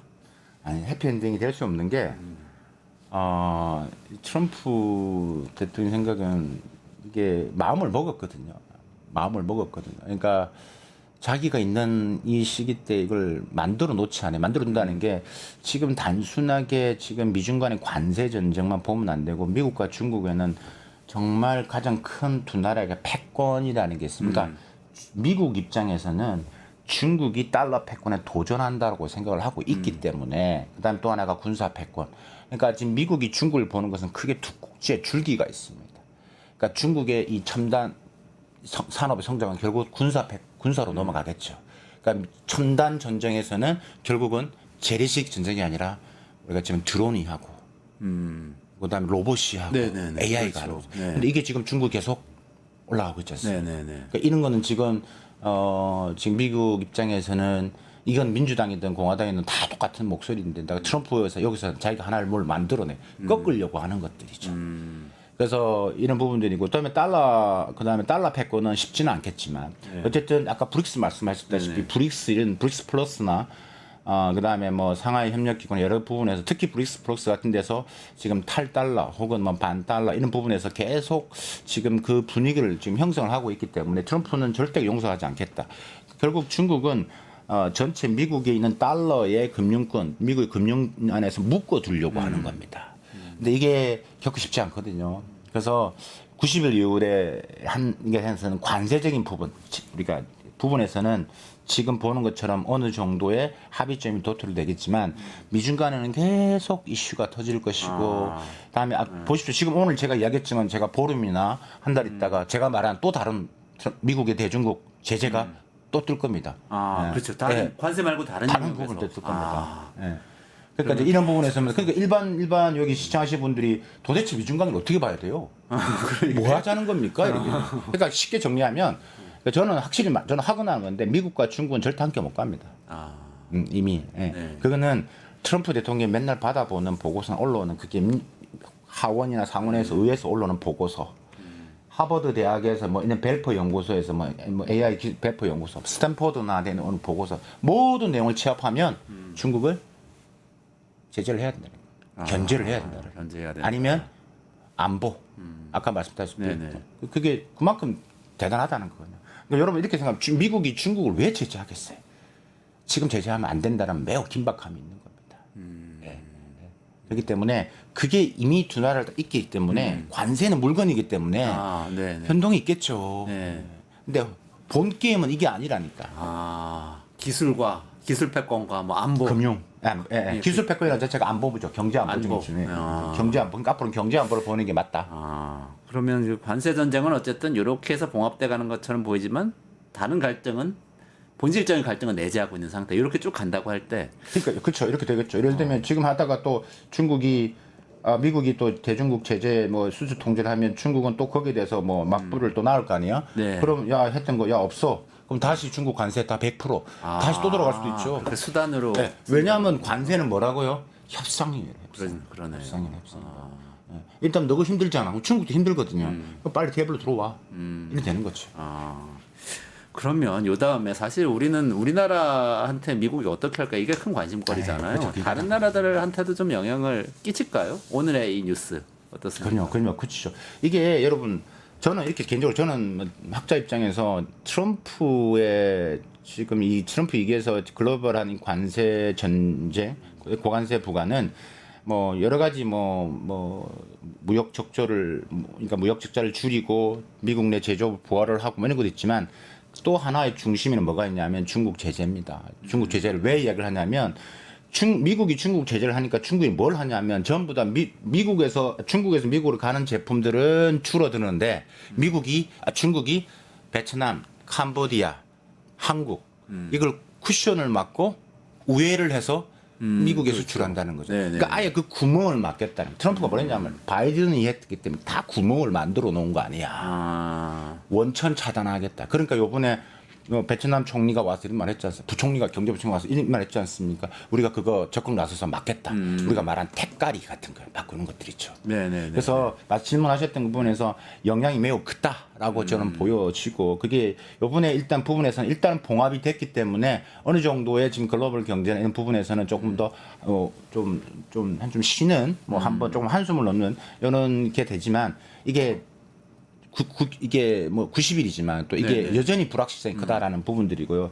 우리나라 이야기를 좀 하면 지금 중국 기업이 아까 계속 말씀드렸지만 탈중국을 많이 하고 있습니다. 그러니까 이거는 중국 정부도 나가라고 이야기를 합니다. 나가라라고. 그걸 중국에서는 출회라고 하거든요. 바다를 건너라 가라. 그 말이기 때문에 앞으로 어떤 사태가 벌어지냐면 여러분들 우리나라에 중국 기업이 점점 많이 들어올 겁니다. 그래요? 네. 작년에 우리나라 FDA가 한 360억 달러 정도 됐습니다. 직접 투자가? 네, FDA가. 우리 정부에서는 엄청난 기록을 세웠다 이렇게 이야기를 하는데 저는 한편 걱정이 되는 게 뭐냐면 이런 것들이 그게 전체입니까? 아니면 중국만? 전체입니다. 전체. 우리나라가 FTA, 그러니까 미국, 일본, 외국인 직접 투자, 중국에 받은 게 360억 또 최고 기록을 깼다라고 역사상 기록을 깼다라고 하면서 얘기를 하는데 왜냐하면 투자는 좋은 거죠. 뭐 일자리도 만들어질 것 같고 지자체 입장에서 매우 좋은 거죠. 근데 무슨 이야기냐면 유심히 보시면 작년에서 보면 중국이 전체의 투자 FDA에서 20.3%를 차지합니다. 그러니까 전년 대비 120% 정도를 증가를 했습니다. 중국이 엄청. 그러니까 중국에서 온 거, 홍콩에서 온 거, 홍콩도 중국이 홍콩을 경유해서 왔을 거 아니에요. 그러니까 이게 사실 예전에 어떤 이야기가 났냐면 우리나라가 중국에 투자를 많이 했지 중국 기업은 우리나라에 투자를 별로 안 했다. 중국은 노동력을 대고 우린 돈을 대고 그거 아니었습니까? 근데 지금 상황이 중국 기업이 우리나라에 투자를 제일 많이 하고 있어요. 그래요? 네. 그러니까 이게 지금 어떤 걸 암시를 하냐면 지금 제조도 제조업이지만 거기엔 서비스 금융도 있습니다. 여러 가지 형태의 우리나라의 진출이 많아질 겁니다. 그러면 거기에는 우리한테는 긍정과 부정이 다 있을 수 있습니다. 그걸 기업 입장에서는 그걸 어떻게 잘 활용하냐에 따라서 중국 자본과 글로벌로 나갈 수 있는 기회가 생길 수도 있지만 이런 시그널과 이런 변화를 인식하지 못하고 따라가지 못하면 정말 우리 밀어내기 수출이라고 하죠. 우리 한국에서 정말 여러 가지 어려움에 직면할 수 있다. 우리 산업의 생태계가 걱정이 많이 된다. 된다. 그런 부분이기 때문에 여기 플러스에서 우리나라를 제가 찍고 제3국에 나간다고 했죠. 우회 수출. 그럼 우리나라가 우회 수출 그렇게 중국 기업들이 들어왔다가 미국으로 우회 수출할 때 그러면 미국이 딱 봤을 때 한국이 딱 그런 나라에 해당되잖아요. 그럼 미국은 한국한테 또 제재를 갑니다. 우리나라한테. 그러면 말씀하신 거를 정리하자면 중국이 우리나라에 직접 투자를 점점 늘려서 공장을 짓고 뭐 기업을 세우고 한 다음에 여기서 생산을 해서 그걸 갖다가 미국에다 우리도 팔지만 한국도 팔지만 미국이나 북미로 수출한다. 그럼 이건 두 가지 우리가 압박을 받았어요. 미국 입장에서 우회 수출하지 말라고 그랬잖아. 한국 제재 들어갑니다. 그럼 중국 입장에서는 또 이제 이런 부분에 있어서는 우리가 만약 그러면 중국 자본을 또 못 들어오게 방법이 있는 것도 사실 애매모호하거든요.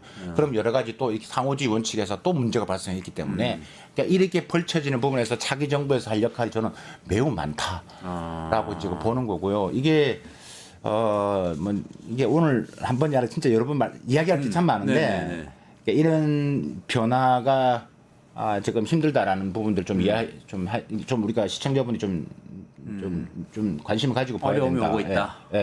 그래서 지금 미국 스스로가 중국을 제재를 하기에는 이제 한계가 있다 느끼는 거예요. 결국은 뭐 트럼프가 해왔던 것처럼 동맹국 이제 이 프렌드십을 이용을 해서 중국을 제재하는 그대로 올 겁니다. 그런데 트럼프는 바이든과 다르게 아예 관세를 가지고 협박을 하는 거죠. 그러면 우리한테 그래서 지금 이제 7월 달에 지금 올해 줄라이 지금 하는데 7월 지금 딜을 하는데 줄라이 패키지 한다라고 하는데 7월까지 지금 유예 기간이죠. 우리나라도. 그러니까 이제 그런 부분에서 이제 대중국 제재에 한국이 동참을 하는 것을 이야기를 할 수도 있다라는 저는 보는 거죠. 그러면 거기는 매우 진짜 이게 조심스러운 겁니다. 그러네요. 예. 근데 바이든은 그냥 그렇게 해주길 바랐었다라면 네. 그렇게 했으면 좋겠다라는 거고 아 저희는 좀 힘든데요 이렇게 할 수 있는데 네. 트럼프는 아니야 그러면 관세를 더 할게. 아. 한국이 지금 막고 지금 미국 수출하는 게 다 중국 원산지 이렇게 들어오는 거 아니야. 아. 그러니까 여러 가지 이런 식으로 중국 압박을 직접 투자 막아라 뭐 이러면서 그렇게 이야기할 수도 있고 관세 100% 그렇지, 뭐 그렇게 이럴 수- 하고. 아니 근데 그러면 우리 입장에서는 중국을 무작정 막았다가는 또 안 된다니까. 그렇게 가까운 했으면. 중국을 그렇죠. 그렇게 하면 안 된다는 거죠. 그러니까 그러면 트럼프 입장에서 이 이야기하는 거에 대해서 우리는 정확한 이야기를 해야 되는 거죠.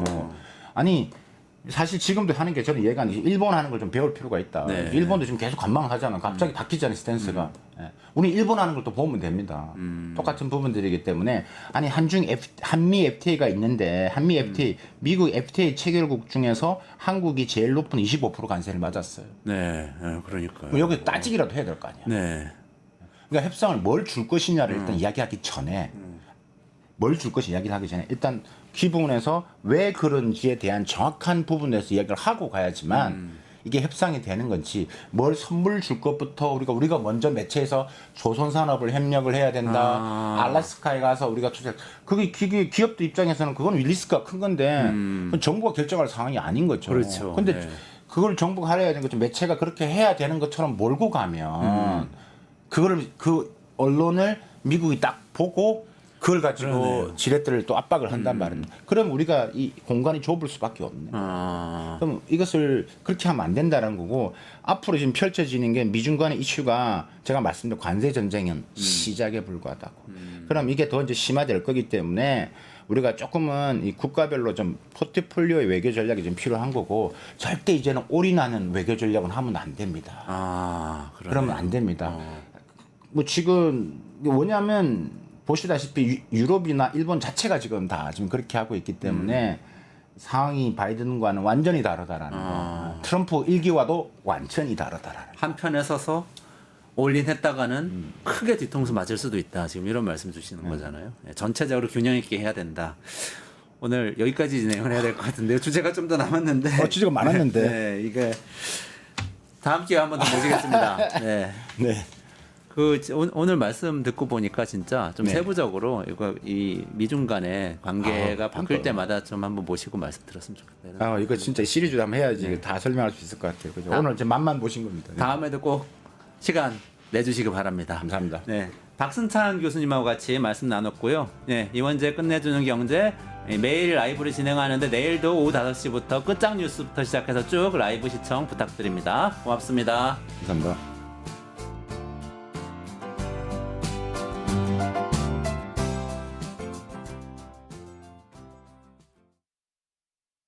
뉴스토마토 K평화연구원이 12.3 내란을 막아낸 시민영웅 1000명 찾기 프로젝트를 진행합니다. 비상계엄 선포 이후 국회, 광화문, 남태령, 한남동 공관, 헌법재판소 등지에서 내란을 막고 탄핵 소추를 이뤄낸 시민영웅 1000명을 찾아내 대한민국 민주주의의 역사로 기록하고 시상의 본보기로 삼음으로써 민주주의를 더 널리 확산하기 위한 프로젝트입니다. 이 과정에 직접 참여했거나 참여자를 추천해 주실 분들은 우측 제보하기 QR코드나 아래 메일로 추천 및 제보해 주세요. 민주시민 여러분의 많은 참여 바랍니다. 뉴스토마토 K평화연구원과 함께 해주실 분들의 추천 제보 및 후원을 기다립니다.